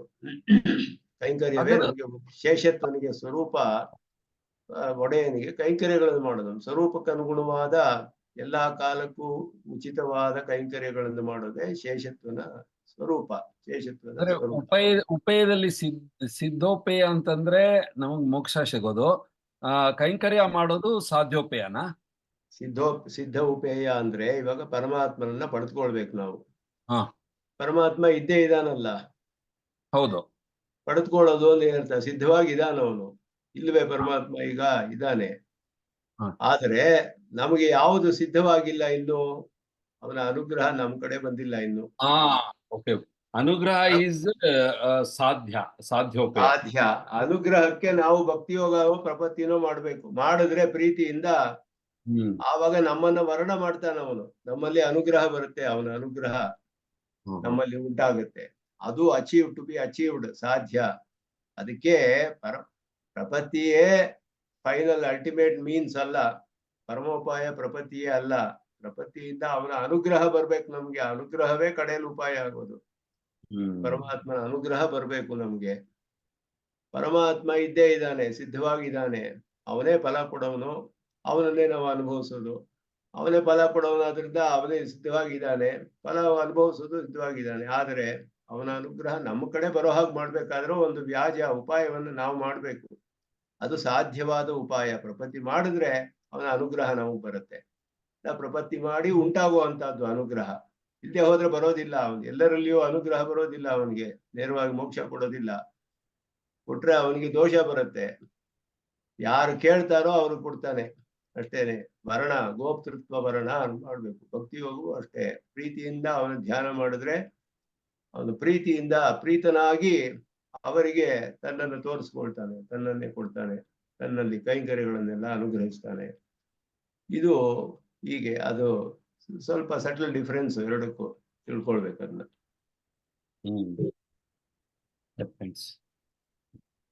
ಅದರಿಂದ ಇಲ್ಲಿ ಉಪಾಸನ ಶಬ್ದದಿಂದ ಉಪಾಯವು ಹೇಳಲ್ಪಟ್ಟಿದೆ. ಉಪಾಯ ಉಕ್ತ, ಸಾಧ್ಯೋಪಾಯ. ಸಾಧ್ಯೋಪಾಯದಲ್ಲಿ ಉಪಾಸನೆ ಪ್ರಪತ್ತಿ ಎರಡು ಸೇರುತ್ತೆ. ಸಾಧ್ಯೋಪಾಯ ಇದು ನಾವು ಮಾಡ್ಬೇಕಾದ್ದು. ಅದು ಮಾಡಿದ್ರೇನೆ ಅವನು ಸಿಗೋದು ನಮ್ಗೆ. ಅದು ಮಾಡ್ದೇನೆ ಅವನು ಹೆಂಗೂ ರೆಡಿ ಆಗಿದಾನಲ್ಲ, ನಾವು ಯಾಕೆ ಏನು ಮಾಡ್ಬೇಕು ಅಂತ ಪ್ರಶ್ನೆ ಮಾಡೋಕ್ಕಾಗಲ್ಲ. ಯಾಕೆಂದ್ರೆ ಅವನು ಇದ್ರೂ ಅವನ ಅನುಗ್ರಹ ನಮಗಿನ್ನೂ ದೊರಕಿಲ್ಲ. ಅದು ಬರೆಸ್ಕೊಳ್ಳೋಕ್ಕೋಸ್ಕರ ಒಂದು ಉಪಾಯ ಮಾಡ್ಬೇಕು ಅಂತ ಶ್ರುತಿ ಹೇಳಿದೆ, ಶಾಸ್ತ್ರ ಹೇಳಿದೆ. ಆ ರೀತಿ ಇಲ್ಲೇ ಹೋದ್ರೆ ಅವನು ಮೋಕ್ಷ ಕೊಡೋದಿಲ್ಲ ಅಂತ ಹೇಳ್ಬಿಟ್ಟು. ಅಂದ ವಿಹಿತ ಪ್ರತಿಷಿದ್ಧ ಅವೈಯರ್ಥ್ಯಾತ್ ಕೃತ ಪ್ರೇಕ್ಷ ಅಂತ ಹೇಳಿದೆ ಸ್ಪಷ್ಟವಾಗಿ. ಕೃತ ಪ್ರಯತ್ನಾಪೇಕ್ಷಸ್ತು ವಿಹಿತ ಪ್ರತಿಷಿದ್ಧ ಅವೈಯರ್ಥ್ಯಾತ್. ಶ್ರುತಿಯಲ್ಲಿ ಅವನ ಆಜ್ಞೆಗಳು, ಶ್ರುತಿಯಲ್ಲಿ ಹೀಗೆ ಮಾಡು, ಹೀಗೆ ಮಾಡಬೇಡ, ವಿಧಿ ನಿಷೇಧ ಎಲ್ಲ ಇದೆ ಶ್ರುತಿಗಳಲ್ಲಿ. ಆ ವಿಧಿ ನಿಷೇಧ ಅಲ್ಲ ಯಾರಿಗೆ? ಅಂತ ಹೇಳಿದ್ರೆ ಈ ಜೀವಾತ್ಮನಿಗೇನೆ ಅವನು ಪ್ರಯತ್ನ ಮಾಡ್ಬೇಕು, ವಿಧಿ ನಿಷೇಧವನ್ನ ಫಾಲೋ ಮಾಡ್ಬೇಕು, ಅನುಸರಿಸ್ಬೇಕು. ಹಾಗ ಮಾಡಿದ್ರೇನೆ, ಮಾಡ್ದೇನೆ ಎಲ್ಲ ಅವನು ಫಲ ಕೊಟ್ಬಿಟ್ರೆ ಶಾಸ್ತ್ರವೆಲ್ಲ ವ್ಯರ್ಥ. ಯಾಕೆ ಅವನು ವಿಧಿಸ್ಬೇಕು, ಹೀಗ್ ಮಾಡು ಹಾಗೆ ಮಾಡು ಹೀಗ್ ಮಾಡ್ಬೇಡ ಅಂತ ವಿಧಿಸಿ ಏನ್ ಪ್ರಯೋಜನ? ಪ್ರಯತ್ನನೇ ಇವನೇನು ಮಾಡದೆ ಮೋಕ್ಷ ಬರುತ್ತೆ ಅಂದ್ರೆ ಸಿದ್ಧವಾಗಿದ್ದಾನಲ್ಲ ಅವನೇ ಮೋಕ್ಷ ಕೊಡ್ತಾನೆ ಅಂತ ಹೇಳಿದ್ರೆ ಹಾಗೆ ಹೇಳಕ್ಕಾಗೋದಿಲ್ಲ. ಅದರಿಂದ ನಾವು ಎಲ್ಲರೂ ಪ್ರಯತ್ನ ಪಟ್ಟು ಆ ವ್ಯಾಜ ಅನ್ನೋದನ್ನ, ಪ್ರಪತ್ತಿ ಅನ್ನೋ ಉಪಾಯ, ಮೋಕ್ಷ ಭಕ್ತಿ ಯೋಗ ಅನ್ನೋ ಉಪಾಯ ಮಾಡ್ಬೇಕು.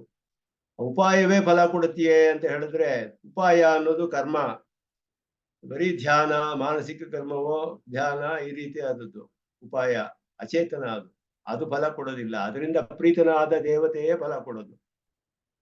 ಅಶ್ವಮೇಧ ಯಾಗ ಮಾಡಿದ್ರೆ ಯಾಗವೇ ಫಲ ಕೊಡೋದಿಲ್ಲ, ಯಾಗದಿಂದ ಪ್ರೀತನಾದ ದೇವತೆ ಫಲ ಕೊಡೋದು. ಒಬ್ಬ ಇಂದ್ರನೋ ಅಗ್ನಿಯೋ ದೇವತೆನೋ ಆರಾಧಿಸಿದ್ರೆ ಕೊಡ್ತಾರೆ ಫಲವನ್ನ. ಎಲ್ಲದಕ್ಕೂ ಹಾಗೆಯೇ ಅಚೇತನ ಕರ್ಮ ಫಲ ಕೊಡೋದಿಲ್ಲ, ಕರ್ಮದಿಂದ ಪ್ರೀತನಾದ ದೇವತೆ. ಅದರಿಂದ ಪ್ರಪತ್ತಿ ಉಪಾಯನ ಮಾಡ್ಬೇಕು, ಅದರಿಂದ ದೇವತೆಯನ್ನ ಪ್ರೀತಿಸಬೇಕು, ಪ್ರೀತಿ ಉಂಟು ಮಾಡ್ಬೇಕು. ಆ ಪ್ರೀತಿಯಿಂದ ಪ್ರೀತನಾದ ದೇವತೆ ಅನುಗ್ರಹ ಮಾಡ್ಬೇಕು. ಇದು ಕ್ರಮ ಆಗಿ ಬರುತ್ತೆ. ಉಪಾಸನ ಅನ್ನೋದು ಉಪಾಯ. ಸಹ ಪೂರ್ವಂ ವಿಸ್ತೃತ ಇತಿ ನಾತ್ರ, ಇದು ಇಲ್ಲಿ ವಿಸ್ತಾರವಾಗಿ ಹೇಳಕ್ ಹೋಗಿಲ್ಲ. ಉಪೇಯಸ್ಯ ಪ್ರಾಪ್ತಿ ಪ್ರಕಾರ ಉಚ್ಯತೆ. ಉಪೇಯದನ್ನ ಹೇಗೆ ಪಡೆದುಕೊಳ್ಳೋದು, ಅದು ಪಡೆದುಕೊಂಡಾಗ ನಮಗೆ ಏನ್ ಸಿಗುತ್ತೆ? ತತ್ಫಲಭೂತ ಯಾದಿನ ತತ್ಫಲಭೂತ. ಅವನ ಪಡೆದುಕೊಂಡಾಗ ಏನು ಪ್ರಯೋಜನ ನಮ್ಗೆ? ಮೋಕ್ಷ ಅನ್ನೋದು ಉಪಾಸನೆ ಮಾಡಿದ್ವಿ, ಉಪಾಸನೆಯಿಂದ ಅವನ ಅನುಗ್ರಹ ಬಂತು. ಅದಾದ್ಮೇಲೆ ಪರಮ ಬದುಕು ಹೋಗ್ತೀವಿ, ಅಲ್ಲಿ ಏನ್ ಮಾಡ್ತೀವಿ, ಏನಾಗುತ್ತೆ, ಹೇಗಿರ್ತೀವಿ, ಅಲ್ಲಿ ಏನು ಅನುಭವಿಸ್ತೀವಿ, ಮೋಕ್ಷದ ಸ್ವರೂಪವೇನು, ಅದನ್ನ ಇಲ್ಲಿ ಹೇಳ್ತಾರೆ. ತತ್ಫಲಭೂತ ಅಂತ ಹೇಳೋದ್ರಿಂದ ಆತ್ಮಸ್ವರೂಪ ಆವಿರ್ಭಾವ ಪೂರ್ವಕವಾದ ಅನವಧಿಕಾದಶಿ ಆನಂದ ಬ್ರಹ್ಮಾನುಭವ ಅದು ಉಂಟಾಗುತ್ತೆ ಅಲ್ಲಿ. ಅದನ್ನ ಸ್ಪಷ್ಟವಾಗಿ ಇದೆ ಅಂತ ಹೇಳ್ಬಿಟ್ರು ಅಲ್ಲಿ. ಅದಕ್ಕೇನು ವಿವರಣೆ ಮಾಡಲಿಲ್ಲ. ಆತ್ಮಸ್ವರೂಪವು ಪರಿಪೂರ್ಣವಾಗಿ ಆವಿರ್ಭಾವವಾಗಿ ಬ್ರಹ್ಮಾನಂದವು ಪರಮಾತ್ಮನಿಗೆ ಸಮಾನವಾದ ಆನಂದ ಉಂಟಾಗುತ್ತೆ. ಆನಂದ ಬರುವುದು ಶೇಷನಿಗೆ ಕೈಂಕರ್ಯಗಳಿಂದಲೇ ಆನಂದ ಬರುವಂತಹದ್ದು, ಸುಮ್ಮನೆ ಅನುಭವಿಸೋದು ಅಂತ ಅಲ್ಲ. ಕೈಂಕರ್ಯವೇ ಅಲ್ಲಿ ಪ್ರಧಾನವಾಗುತ್ತೆ. ಅವನಿಗೆ ಯಾವುದು ಇಷ್ಟದಂತೆ ನಡೆದುಕೊಂಡ್ರೆ ಅವನಿಗೆ ಪ್ರೀತಿ ಉಂಟಾದಾಗ ಅದರಿಂದ ನಮಗೂ ಪ್ರೀತಿ ಉಂಟಾಗುತ್ತೆ, ನಮಗೂ ಸಂತೋಷ. ಆ ರೀತಿ ಪರಮಾತ್ಮನ ಮುಖೋಲ್ಲಾಸ ಅನ್ನೋದೇ ಉದ್ದೇಶ ಅಂತ ಹೇಳ್ತಾರೆ. ಅದೆಲ್ಲ ಇಲ್ಲಿ ಅಷ್ಟು ವಿವರಿಸಿಲ್ಲ. ಈಗ ಒಂದು ಅದ್ಭುತವಾಗಿ ಭಾಷೆಕಾರರು ಆಶ್ಚರ್ಯವಾಗಿ ಇನ್ನು ಮುಂದೆ ವೇದಾಂತ ವಾಕ್ಯ ಜಾತಗಳು ಯಾವುದು ಅನ್ನೋದಕ್ಕೊಂದು ಸ್ಯಾಂಪಲ್ ಹೇಳ್ತಾರೆ. ಬಹಳ ಅದ್ಭುತವಾಗಿದೆ ಈ ಭಾಗ. ಅವ್ರು ಹೇಳೋದು ಏನೇನು ವೇದಾಂತ ವಾಕ್ಯ ಜಾತ ಯಾವುದು. ತತ್ವಮಸಿ ಮೊದಲು, ಅಯಂ ಆತ್ಮ ಬ್ರಹ್ಮ, ಯಹ ಆತ್ಮನಿತಿಷ್ಠನ್ ಆತ್ಮನೋ ಅಂತರಃ, ಯಮಾತ್ಮಾನವೇದ ಅಸ್ಯ ಆತ್ಮ ಶರೀರಂ, ಯಹ ಆತ್ಮಾನಂ ಅಂತರೋಯಮೇತಿ ಸತ ಆತ್ಮ ಅಂತರ್ಯಾಮ್ಯವೃತಃ, ಯೇಷ ಸರ್ವಭೂತಾಂತರಾತ್ಮ ಅಪಹತಪಾತ್ಮ ದಿವ್ಯೋ ದೇವ ಏಕೋ ನಾರಾಯಣಃ, ಸಮೇತಂ ವೇದಾನುವಚನೇನ ಬ್ರಾಹ್ಮಣ ವಿವಿದಿಶಂತಿ, ಯಜ್ಞೇನ ದಾನೇನ ತಪಸಾ ಅನಶಕೇನ ಬ್ರಹ್ಮವಿದಾಪ್ನೋತಿ ಪರಂ. ಮತ್ತೆ ತಮೇವಂ ವಿದ್ವಾನ್ ಅಮೃತ ಇಹ ಭವತಿ ನಾಣ್ಯ ಪಂಥ ವಿದ್ಯತೆ ಅಯನಾಯ. ಇದು ಸಕಲ ಉಪನಿಷತ್ತುಗಳಿಗೂ ಒಂದು ಸಾರಭೂತವಾದ ಕೆಲವು ವಾಕ್ಯಗಳನ್ನ ಇಲ್ಲಿ ತೆಗಿತಾರೆ. ಶ್ರುತಿ ಪ್ರಸ್ಥಾನಕ್ಕೆ ವ್ಯಾಖ್ಯಾನ ಮಾಡೋದು ಹೀಗೆ. ಎಲ್ಲಾ ವಾಕ್ಯಕ್ಕೂ ಮಾಡ್ಬೇಕಾಗಿಲ್ಲ. ಭಾಷೆಕಾರರ ಅಭಿಪ್ರಾಯದಲ್ಲಿ ಮುಖ್ಯವಾದ ವಾಕ್ಯಗಳಿಗೆ ಮಾಡಿದ್ರೆ ಸಾಕು. ಭಾಷೆಯಲ್ಲಿ ಬೇಕಾದಷ್ಟು ಮಾಡ್ಬಿಟ್ಟಿದ್ದಾರೆ, ಶ್ರೀಭಾಷ್ಯದಲ್ಲಿ, ಇದರಲ್ಲಿಯೂ ಮಾಡಿದ್ದಾರೆ. ಈ ಒಂದು ಸ್ಯಾಂಪಲ್ ಇದರಲ್ಲಿ ಎಷ್ಟು ಸ್ವಾರಸ್ಯ ಇದೆ ಅನ್ನೋದನ್ನ ಸುದರ್ಶನ ಸೂರಿ ತೋರಿಸ್ತಾರೆ. ಯಾಕೆ ಈ ವಾಕ್ಯಗಳನ್ನೇ ತೆಗೆದ್ರು ಅಂತ ಹೇಳಿದ್ರೆ, ಬೇರೆ ಬೇರೆ ಉಪನಿಷತ್ತಿಂದ ಬಂದಿದೆ. ನೋಡಿದ್ರೆ ಒಂದು ಛಾಂದೋಗ್ಯ, ಒಂದು ಬೃಹದಾರಣ್ಯಕ, ಒಂದು ಮಾಧ್ಯಮಿಕ ಬೃಹದಾರಣ್ಯಕ, ಸುಬಾಲೋಪನಿಷತ್ತಾಗಲಿ, ತೈತಿರಿಯನ ಉಪನಿಷತ್ತು ಆಗಲಿ, ಬೇರೆ ಬೇರೆ ಉಪನಿಷತ್ತುಗಳಿಂದ ತೆಗೆದ ವಾಕ್ಯಗಳಿದೆಲ್ಲ. ಅದರಲ್ಲಿ ಒಂದು ಕ್ರಮವಿದೆ, ಅದನ್ನು ತೋರಿಸ್ತಾರೆ ಸುದರ್ಶನ ಸೂರಿಗಳು. ಇಲ್ಲಿ ಜ್ಞಾಪನೆ, ಜ್ಞಾಪನ ಶಬ್ದದಿಂದ ಪೂರ್ವೋಕ್ತ ಅನುಶಾಸನ ಅಂತ ಹೇಳಿದ್ದು ಹಿಂದೆ ಹೇಳಿದ್ರು, ಅದನ್ನ ಇಲ್ಲಿ ಹೇಳ್ತಾ ಇದ್ದಾರೆ. ವೇದಾಂತ ವಾಕ್ಯ ಜಾತ ಶಬ್ದೇನ ಏಕವಾಕ್ಯ ಮಾತ್ರಂ ಪರ್ಯಾಲೋಚನಂ ವ್ಯಾವೃತ್ತಂ. ಒಂದು ವಾಕ್ಯ ಮಾತ್ರ ಅಲ್ಲ, ಅಥವಾ 4-5 ವಾಕ್ಯಗಳು ತತ್ವಮಸಿ, ಅಹಂ ಬ್ರಹ್ಮಾಸ್ಮಿ, ಅಯಮಾತ್ಮ ಬ್ರಹ್ಮ ತಿಳ್ಕೊಂಡ್ರೆ ಸಾಕು ಅಂತ ಆಗಲ್ಲ. ವಾಕ್ಯಾರ್ಥ ಜ್ಞಾನವಲ್ಲ. ವೇದಾಂತ ವಾಕ್ಯ ಜಾತಂ ಎಲ್ಲ ಸಕಲ ಸಮೂಹವಾದದ್ದು. ಬ್ರಹ್ಮಾನುಭವ ಜ್ಞಾಪನೆ ಇತಿ ನಿರ್ದೇಶೇನ ವೇದಾಂತ ವಾಕ್ಯಾನಾಂ ಉಪಾಸನ ರೂಪ ಕಾರ್ಯ ಪ್ರಧಾನತ್ವ ಶಂಕಾ ವ್ಯಾವೃತ್ತ. ಬ್ರಹ್ಮಾನುಭವ ಜ್ಞಾಪನೆ ಅಂತ ಹೇಳಿದ್ರೆ ವೇದಾಂತ ವಾಕ್ಯಗಳು ಉಪಾಸನ ರೂಪ ಕಾರ್ಯ ಪ್ರಧಾನತ್ವ ಶಂಕಾ. ಇದರಲ್ಲಿ ಏನರ್ಥ ಅಂದ್ರೆ ಮೀಮಾಂಸಕರು ಹೇಳ್ತಾರೆ ಕಾರ್ಯದಲ್ಲಿಯೇ ಅರ್ಥ ವೇದಾಂತಗಳಿಗೆ. ಯಾವ್ದಾದ್ರು ಒಂದು ಮಾಡು ಮಾಡಬೇಡ ಅಂತ ಹೇಳಿದ್ರೇನೆ ಪ್ರಯೋಜನವಿದೆ. ಇಲ್ಲೇ ಹೋದ್ರೆ ಯಾರು ಏನು ಮಾಡ್ತಾರೆ?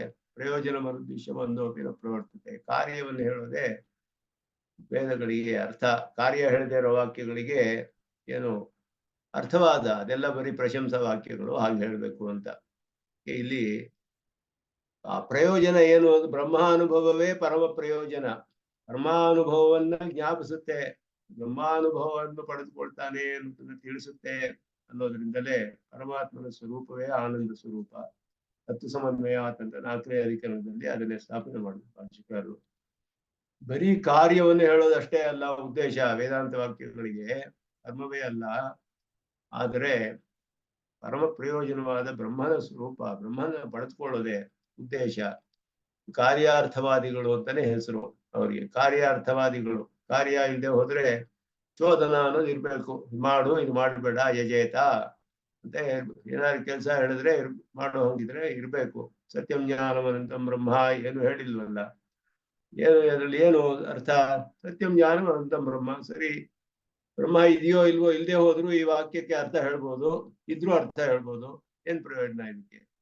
ಯಜೇತ ಅಂದ್ರೆ ಒಬ್ಬಂಗೆ ಯಾಗ ಮಾಡ್ಬೇಕು ಅಂತ ಪ್ರಚೋದನೆ ಉಂಟಾಗುತ್ತೆ, ಹೋಗಿ ಮಾಡ್ತಾನೆ ಯಾಗ. ಸತ್ಯಂ ಜ್ಞಾನದ ಬ್ರಹ್ಮ ಅಂದ್ರೆ ಏನ್ ಮಾಡ್ತಾನೆ? ಏನು ಮಾಡೋದಿಲ್ವಲ್ಲ. ಈಗ ಹೇಳಿದ್ರು ಬ್ರಹ್ಮ ಸ್ವರೂಪವೇ ಆನಂದ ಸ್ವರೂಪ. ಅದನ್ನು ಪಡೆದುಕೊಳ್ಳೋದೇ ಮುಖ್ಯ ಉದ್ದೇಶ. ಅದುವೇ ಪರಮ ಪುರುಷಾರ್ಥ, ಅದುವೇ ಪರಮಾನಂದ, ಅದುವೇ ಇವನಿಗೆ ಸ್ವರೂಪ. ಇದನ್ನೇ ಶ್ರುತಿಗಳು ಹೇಳ್ತಾ ಇದೆ. ಅಂತ ಬ್ರಹ್ಮ ಸ್ವರೂಪವನ್ನು ಹೇಳಿ ಅವನನ್ನು ಪಡೆದುಕೊಳ್ಬೇಕು ಹೇಳ್ತಾ ಇದೆ ಅಂತ.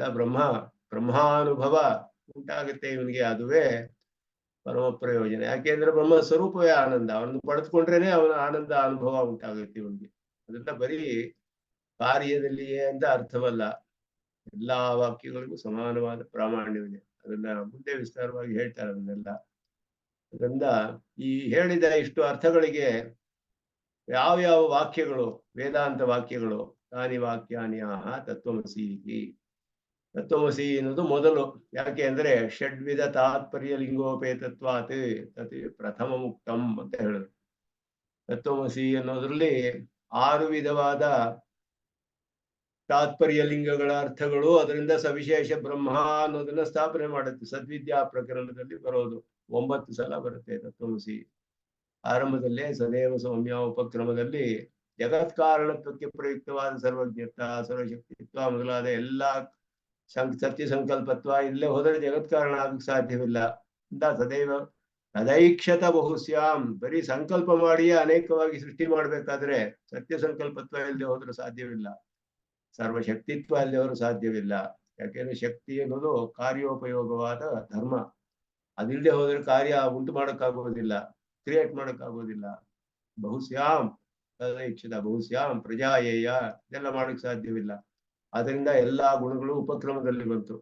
ಉಪಸಂಹಾರದಲ್ಲಿ ಅವನನ್ನು ಪಡೆದುಕೊಳ್ತಾ ಸಿತಾವದೇವ ಚಿರಂ ಯಾವನ್ನ ವಿಮೋಕ್ಷೆ ಅಥ ಸಂಪತ್ಸೆ ಮೋಕ್ಷ ಫಲ ಹೇಳಿದೆ ಸದ್ವಿದ್ಯಾ ಪ್ರಕರಣದಲ್ಲಿ. ಮಧ್ಯದಲ್ಲಿ ಅದು ಉಪಕ್ರಮ, ಉಪಸಂಹಾರ, ಅಭ್ಯಾಸ ಅಂದ್ರೆ ರಿಪಿಟೇಷನ್. ತತ್ವಮಸಿ 9 ಸಲ ಬರುತ್ತೆ. ತತ್ವಮಸಿ ಉಪದೇಶ, ಅಭ್ಯಾಸ ಅನ್ನೋದು 2ನೇ ತಾತ್ಪರ್ಯ ಲಿಂಗ. ಲಿಂಗ ಅಂದ್ರೆ ಚಿಹ್ನೆ. ಒಂದು ಪ್ರಕರಣದ ತಾತ್ಪರ್ಯ ಏನು ಅಂತ ನಿಶ್ಚಯ ಮಾಡ್ಬೇಕಾದ್ರೆ 6 ವಿಷಯಗಳು ಅಲ್ಲಿ ಇರ್ಬೇಕು. ಆರಂಭದಲ್ಲಿ ಅದರ ವಿಷಯ ಬರ್ಬೇಕು, ಕೊನೆಯಲ್ಲಿ ಅದರ ವಿಷಯ ಇರ್ಬೇಕು. ಯಾವುದೋ ಒಂದು ಪುಸ್ತಕ, ರಾಕೆಟ್ ಮೇಲೆ ಪುಸ್ತಕ ಬರಿತೀನಿ ಅಂತ ಹೇಳ್ಬಿಟ್ಟು ಆರಂಭದಲ್ಲಿ ಇನ್ಯಾವುದೋ ಒಂದು ಕಾರ್ ಮೇಲೆ ಬರಿತಾ ಶುರು ಮಾಡಿದ್ರೆ ರಾಕೆಟ್ ಪುಸ್ತಕ ಆಗೋದಿಲ್ಲ. ಅದು ರಾಕೆಟಿನ ವಿಷಯ ಇರ್ಬೇಕು, ಬಿಗಿನಿಂಗ್ ಅಲ್ಲಿ ಇರ್ಬೇಕು, ಎಂಡ್ ಅಲ್ಲಿ ಇರ್ಬೇಕು, ಮಧ್ಯ ಅನೇಕ ಕಡೆ ಬರ್ಬೇಕು.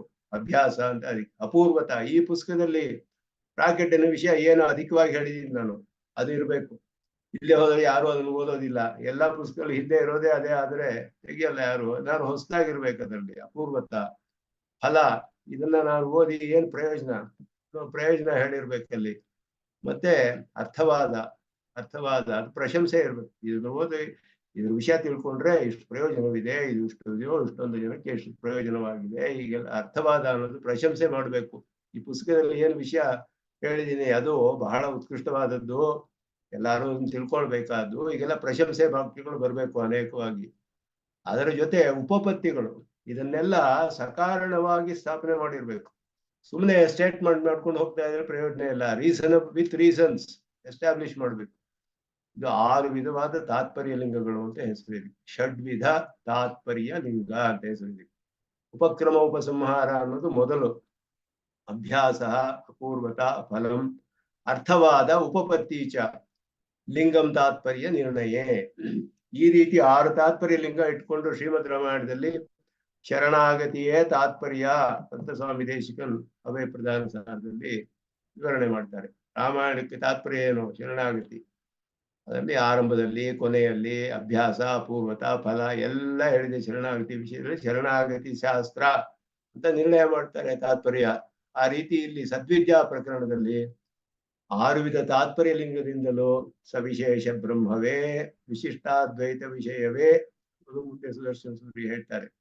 ಈ ಗ್ರಂಥದಲ್ಲೇ ಮೊದಲ ಬಾರಿ ವಿಶಿಷ್ಟಾದ್ವೈತ ಅನ್ನೋ ಶಬ್ದ ಬರೋದು. ಬೇರೆ ಯಾವ ಗ್ರಂಥ ರಾಮಾನುಜರು ಎಲ್ಲೂ ಹೇಳಿಲ್ಲ ವಿಶಿಷ್ಟಾದ್ವೈತ ಅನ್ನೋ ಶಬ್ದವನ್ನ. ವಿಶಿಷ್ಟಾದ್ವೈತ ಶಬ್ದ ಉಪಯೋಗಿಸಿರೋರು ಸುದರ್ಶನ ಸೂರಿ ವೇದಾರ್ಥ ಸಂಗ್ರಹ ವ್ಯಾಖ್ಯಾನದಲ್ಲಿ ಮೊದಲ ಬಾರಿಗೆ. ಅದು ಎಲ್ಲವೂ ವಿಶಿಷ್ಟಾದ್ವೈತ ವಿಷಯವೇ ಸದ್ವಿದ್ಯೆಯಲ್ಲಿ ಸ್ಪಷ್ಟವಾಗಿ ತಿಳಿಯುತ್ತೆ. ಅದರಿಂದ ತತ್ವಮಸಿ ಮೊದಲು ತೆಗೆದಿದ್ದಾರೆ. ಈ ಗ್ರಂಥದಲ್ಲಿಯೂ ಇದೆ. ಪ್ರಧಾನವಾಗಿ ವಿಚಾರ ಮಾಡುವ ವಾಕ್ಯ ತಿಳಿಯುತ್ತೆ. ಅದು ಷಡ್ವಿಧ ತಾತ್ಪರ್ಯ ಲಿಂಗೋಪೇತತ್ವಾತ್ ತತ್ ಪ್ರಥಮ ಮುಕ್ತಂ ತತ್ರ ಜೀವ ವಿಶೇಷಸ್ಯ ಬ್ರಹ್ಮ ತಾದಾತ್ಮ್ಯಂ ಪ್ರತಿಪನ್ನಮಿತಿ ಜೀವಮಾತ್ರಸ್ಯ ಬ್ರಹ್ಮಾತ್ಮಕತ್ವ ಪರಂ ವಾಕ್ಯಮಾಹ ಅಯಮಾತ್ಮ ಬ್ರಹ್ಮ ಇತಿ. ತತ್ವಮಸಿನಲ್ಲಿ ಜೀವನಿಗೂ ಪರಮಾತ್ಮನಿಗೂ ಐಕ್ಯ ತಾದಾತ್ಮ್ಯವಿದೆ. ಜೀವ ವಿಶೇಷಸ್ಯ ಬ್ರಹ್ಮ ತಾದಾತ್ಮ್ಯಂ. ಜೀವ ವಿಶೇಷ ಅಂತ ಹೇಳಿದ್ರೆ ಶ್ವೇತಕೇತು, ಸ್ಪೆಸಿಫಿಕ್ ಸೆಲ್ಫ್, ಸ್ಪೆಸಿಫಿಕ್ ಜೀವಾತ್ಮ. ಯಾರು ಅಂದ್ರೆ ಶ್ವೇತಕೇತುಗೆ ಉದ್ಧಾರಕರು ಉಪದೇಶ ಮಾಡೋದು. ಆ ಶ್ವೇತಕೇತುಗೂ ಬ್ರಹ್ಮನಿಗೂ ಐಕ್ಯ ತಾದಾತ್ಮ್ಯನೇ ಲಿತಾತ್ಮೆ ತ್ವಮಸಿ ಅಂತ ಉಪದೇಶ ಮಾಡ್ತಿದ್ದಾರೆ ಶ್ವೇತಕೇತುಗೆ ಅಂತ ಹೇಳಿದ್ರೆ ಹಂಗಲ್ಲ. ಅವನು ಬ್ರಹ್ಮಾತ್ಮಕವೇ ಅನ್ನೋದೇ ಅಲ್ಲಿ ಜೀವ ಮಾತ್ರಸ್ಯ ಬ್ರಹ್ಮಾತ್ಮಕತ್ವ ಪರಂ ವಾಕ್ಯಮಾಹ ಅಯಮಾತ್ಮ ಬ್ರಹ್ಮ ಅನ್ನೋದ್ರಿಂದ ಆತ್ಮನಿಗೂ ಬ್ರಹ್ಮನಿಗೂ ಐಕ್ಯವಿಲ್ಲ. ಈ ಆತ್ಮ ಬ್ರಹ್ಮ ಅನ್ನೋದು ಸಾಮಾನಾಧಿಕರಣದಲ್ಲಿ ಶರೀರಾತ್ಮ ಭಾವದಿಂದ ಅನ್ನೋದನ್ನ ಅಯಂ ಆತ್ಮ ಬ್ರಹ್ಮ ಅದನ್ನ ಎರಡನೇ ಹೇಳಿದ್ರು. ಅದಾದ್ಮೇಲೆ ಘಟಕ ಶ್ರುತಿ ಇದನ್ನೆಲ್ಲ ಸೇರಿಸೋ ಅಂತದ್ದು ಮೂರನೇದು. ಆತ್ಮನಿತಿಷ್ಟನ್ನೇ ಆತ್ಮ ಅಂದ್ರೆ ಆತ್ಮ ಶರೀರಂ, ಶರೀರ ಅನ್ನೋ ಶಬ್ದ ಸ್ಪಷ್ಟವಾಗಿ ಹೇಳಿದೆ. ಶರೀರಿ ಭಾವ ಹೇಳುವುದು ಘಟಕ ಶ್ರುತಿ ಅಂತ ಹೆಸರು. ಶರೀರಾತ್ಮ ಭಾವದಿಂದ ಭೇದವೆಲ್ಲವನ್ನು ಪರಿಹಾರ ಮಾಡಬಹುದು. ಅದಕ್ಕೆ ಘಟಕ ಶ್ರುತಿ ಸೇರಿಸೋ ಅಂತದ್ದು ಅಂತ ಎರಡನ್ನು. ದೇವತಾ ವಿಶೇಷ ನಿರ್ಣಯಾರ್ಥಮಾಹ ಏಷಃ ಇತಿ. ಇದಾದ್ಮೇಲೆ ಬ್ರಹ್ಮ ಯಾರು ದೇವತೆಯ ವಿಶೇಷ ನಿರ್ಣಯ ಮಾಡ್ಬೇಕಲ್ಲ. ಏಷ ಸರ್ವಭೂತಾಂತರಾತ್ಮ ಅಪಾತಪಾತ್ಮ ದಿವ್ಯೋ ದೇವ ಏಕೋ ನಾರಾಯಣನೇ ಆ ದೇವತಾ ವಿಶೇಷ ಅನ್ನೋದನ್ನ ಹೇಳಿದ್ರು. ಅದಾದ್ಮೇಲೆ ಉಪಾಸನಸ್ಯ ವರ್ಣಾಶ್ರಮ ಧರ್ಮ ಇತಿ ಕರ್ತವ್ಯತಾಕತ್ವೇ ಪ್ರಮಾಣಮಾಹ. ಉಪಾಸಕನು ಕೂಡ ವರ್ಣಾಶ್ರಮ ಧರ್ಮ ಮಾಡ್ಬೇಕು, ಪ್ರಪನ್ನನು ವರ್ಣಾಶ್ರಮ ಧರ್ಮ ಮಾಡ್ಬೇಕು. ಅದಕ್ಕೆ ತಂ ವೇದಾನುವಚನೇನ ಬ್ರಾಹ್ಮಣ ವಿಧಿಶಂತಿ ಯಜ್ಞೇನ ದಾನೇನ ತಪಸ ಇದೆಲ್ಲ ಕರ್ಮಗಳು, ನಿತ್ಯ ನೈಮಿತ್ತಿಕ ಕರ್ಮಗಳನ್ನು ಹೇಳುತ್ತೆ. ಪಂಚಮಹಾಯಜ್ಞಗಳು ಮೊದಲಾದೆಲ್ಲ ಇದೆಲ್ಲ ನಿತ್ಯ ನೈಮಿತ್ತಿಕ ಕರ್ಮಗಳು, ವರ್ಣಾಶ್ರಮ ಧರ್ಮಗಳು. ಅದು ಇತಿ ಕರ್ತವ್ಯತಾಕ, ಅದು ಅಂಗವಾಗಿರ್ಬೇಕು ಅನ್ನೋದಕ್ಕೆ ಪ್ರಮಾಣವನ್ನು ತೋರಿಸ್ತಾರೆ. ಅದಾದ್ಮೇಲೆ ಉಪಾಸನಮೇವ ಉಪಾಯ ಇತ್ಯತ್ರ ಪ್ರಮಾಣಮಃ ಬ್ರಹ್ಮವಿತ್. ಈ ವ್ಯಾಜ ಅನ್ನೋದು ಹೇಳ್ತೀವಿ, ಅದುವೇ ಉಪಾಯ, ಬೇರೆ ಮಾರ್ಗವೇ ಇಲ್ಲ. ಕರ್ಮಗಳಿಂದ ಬ್ರಹ್ಮನನ್ನು ಪಡೆಯಕ್ಕೆ ಸಾಧ್ಯವಿಲ್ಲ. ಆದ್ದರಿಂದ ಇಲ್ಲಿ ಹೇಳಿರೋದು ಬ್ರಹ್ಮವಿತ್ ಆಪ್ನೋತಿ ಪರಂ. ಬ್ರಹ್ಮವನ್ನು ಉಪಾಸನೆ ಮಾಡಿದವನು ಪರಮಾತ್ಮನನ್ನು ಪಡೆದುಕೊಳ್ತಾನೆ. ಉಪಾಸನೆಯ ಉಪಾಯ ಬ್ರಹ್ಮವಿತ್ ಆಪ್ನೋತಿ ಪರಂ ಉಪಾಸನೆಯನ್ನು ಹೇಳುತ್ತೆ. ಬ್ರಹ್ಮವಿತಿ ಪರಮಪುರುಷ ಉಪಾಸಕ ಅಂತ ಅರ್ಥ. ವಿದ್ ಅಂದ್ರೆ ವೇದನ, ಪರಮಪುರುಷನ ಉಪಾಸಕ ಅಂತ ಅರ್ಥ. ಅದಕ್ಕೆ ಉಪಾಯ ಅಂತರ ನಿಷೇಧ ಮಾಹ. ಬೇರೆ ಯಾವ ಉಪಾಯದಿಂದಲೂ ಪಡೆಯೋದಕ್ಕಾಗೋದಿಲ್ಲ ಅನ್ನೋದು ತಮೇವಂ ವಿದಿತ್ವಾ ಅಮೃತೆ ಹೋತಿ ನಾನ್ಯ ಪಂಥ ಏನಾಯ ವಿದ್ಯತೆ. ನಾನ್ಯ ಪಂಥ ಏನಾಯ ವಿದ್ಯತೆ. ಬೇರೆ ಇಲ್ಲ, ಇಲ್ಲಿ ಪ್ರಿಂಟಿಂಗ್ ಮಿಸ್ಟೇಕ್ ಒಂದಾಗಿದೆ, ನಾನು ಸೇರಿಸ್ಬೇಕು. ನಾಣ್ಯ ಪಂಥ ವಿದ್ಯಾಯನಾಯ ವಿದ್ಯತೆ ಅನ್ನೋದು, ಅವನಿಗೆ ಬೇರೆ ಮಾರ್ಗವಿಲ್ಲ ಅಂತ ಹೇಳೋದು, ಇದುವೇ ಉಪಾಯ. ಆದ್ದರಿಂದ ಆದಿಶಬ್ದೇನ ಉಪಾಸನ ಶಬ್ದಾನ್ವಿತ ವಾಕ್ಯಾನಿ ಭೇದಶ್ರುತೇಶ್ಚ ವಿವಕ್ಷಿತ ಇತ್ಯಾದಿಕಂ. ಆದಿ ಅನ್ನೋದ್ರಿಂದ ಉಪಾಸನೆ ಶಬ್ದವಾದ ಇತರ ಉಪಾಸನೆ ಶಬ್ದಗಳನ್ನೇ ಸೇರಿದಂತಹ ಬೇರೆ ಶ್ರುತಿ ವಾಕ್ಯಗಳಾಗಲಿ ಭೇದ ಶ್ರುತಿಗಳು ಎಲ್ಲವೂ ಅದರಲ್ಲಿ ಇದ್ದೇ. ತತ್ವಮಸಿ ಅನ್ನೋದು ಮೊದಲು ಹೇಳಿ, ಷಡ್ವಿಧ ತಾತ್ಪರ್ಯ ಲಿಂಗದಿಂದಲೂ ಸವಿಶೇಷ ವಿಷಯವೇ ಅಯಮಾತ್ಮ ಬ್ರಹ್ಮ. ಆತ್ಮ ಬ್ರಹ್ಮರಿಗೆ ಐಕ್ಯವಿಲ್ಲ, ಸಾಮಾನಾಧಿಕರಣದಿಂದ ಹೇಳಿರೋದು. ಆತ್ಮನಿತಿಷ್ಠನ್ನೇ ಇದು ಘಟಕ ಶ್ರುತಿ, ಶರೀರಾತ್ಮ ಭಾವವನ್ನು ಹೇಳೋದು. ಆದ್ಮೇಲೆ ಆ ದೇವತಾ ವಿಶೇಷ ನಾರಾಯಣನು, ಅವನಿಗೆ ನಿತ್ಯ ವರ್ಣಾಶ್ರಮ ಧರ್ಮಗಳೆಲ್ಲ ಅಂಗವಾಗಿ ಮಾಡಲೇಬೇಕು ಎಲ್ಲರೂ. ಉಪಾಸನೆಯಿಂದಲೇ ಅವನನ್ನು ಪಡೆದುಕೊಳ್ಳಕ್ಕೆ ಸಾಧ್ಯ, ಬೇರೆ ಮಾರ್ಗವಿಲ್ಲ. ಉಪಾಸನೆ ಮಾಡಿದ್ರೆ ಪರಮಾತ್ಮನನ್ನು ಪಡೆದುಕೊಳ್ಬಹುದು. ಉಪಾಸನೆಯನ್ನು ಬಿಟ್ಟು ಬೇರೆ ಮಾರ್ಗವಿಲ್ಲ, ಅವನನ್ನೇ ಉಪಾಸನೆ ಮಾಡಬೇಕು, ಬೇರೆ ಮಾರ್ಗವಿಲ್ಲ.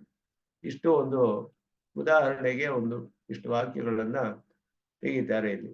ಇದೆಲ್ಲ ತೆಗೆದು ಮುಂದೆ ಇದ್ರ ಮೇಲೆ ಇದರ ವಿಷಯವನ್ನ ವಿವರಿಸ್ತಾರೆ. ಜೀವಾತ್ಮ ಸ್ವರೂಪ ಹೇಗಿದೆ, ಜೀವಾತ್ಮ ಸ್ವರೂಪ ಅದನ್ನ ಮುಂದೆ ವಿವರಿಸ್ತಾರೆ. ದೇವ ಮನುಷ್ಯಾದಿ ಪ್ರಕೃತಿ ಪರಿಣಾಮ ವಿಶೇಷ ನಾನಾವಿಧ ಭೇದರಹಿತಂ ಜ್ಞಾನಾನಂದೈಕ ಗುಣಂ ತಸ್ಯೈತಸ್ಯ ಕರ್ಮಕೃತ ದೇವಾದಿ ಭೇದೇ ವಿದ್ವಸ್ತೆ ಸ್ವರೂಪ ಭೇದೋ ವಾಚಾಮ ಗೋಚರಃ ಸಂವೇದ್ಯೋ ಜ್ಞಾನ ಸ್ವರೂಪಂ ಏತಾವದೇವ ನಿರ್ದೇಶಂ ತತ್ ಸರ್ವೇಷಾಮಾತ್ಮನಾಂ ಸಮಾನಂ. ಜೀವಾತ್ಮ ಸ್ವರೂಪ ಇದೆಲ್ಲ ಹೇಳಿ ಆಮೇಲೆ ಬೇರೆ ಮತಗಳನ್ನೆಲ್ಲ ವಿಚಾರ ಮಾಡ್ತಾರೆ. ಅದಕ್ಕೂ ಒಂದೊಂದಕ್ಕೂ ವಿಸ್ತಾರವಾದ ವ್ಯಾಖ್ಯಾನಗಳಿದೆ. ಅದನ್ನ ಕನ್ನಡದಲ್ಲಿ ನಾನು ಮೂಲ ಕೊಡ್ಲಿಲ್ಲ, ಅದಕ್ಕೆ ಟ್ರಾನ್ಸ್ಲೇಟ್ ಮಾಡಿದ್ದೀನಿ. ಟ್ರಾನ್ಸ್ಲೇಷನ್ ನೋಡ್ಕೊಂಡ್ರೆ ಅರ್ಥವನ್ನ ತಿಳಿಸ್ಕೊಳ್ಬೋದು ಅದರಲ್ಲಿ. ಅದಕ್ಕೆ ಮೇಲೆ ಇನ್ನೂ ವಿವರಣೆಗಳು ಹೇಳ್ಬೇಕಾಗುತ್ತೆ, ಆದ್ರೆ ಅಷ್ಟು ಪುಸ್ತಕದಲ್ಲಿ ಅಷ್ಟು ಬರೀಕ್ ಸಾಧ್ಯ. ಅದ್ರ ಇದಕ್ಕೇನಾದ್ರು ವಿಚಾರಗಳಿದ್ರೆ ಕೇಳಿ, ಇಲ್ಲದ್ರೆ ಇಲ್ಲಿಗೆ ನಿಲ್ಲಿಸ್ಕೊಳ್ಳೋಣ ಇವತ್ತು.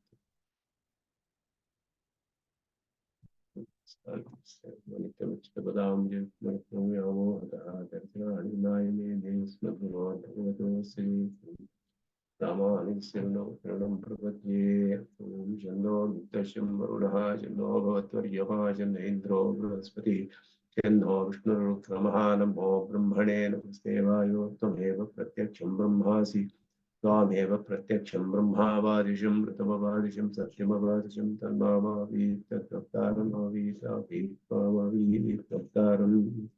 ॐ शान्तिः शान्तिः शान्तिः.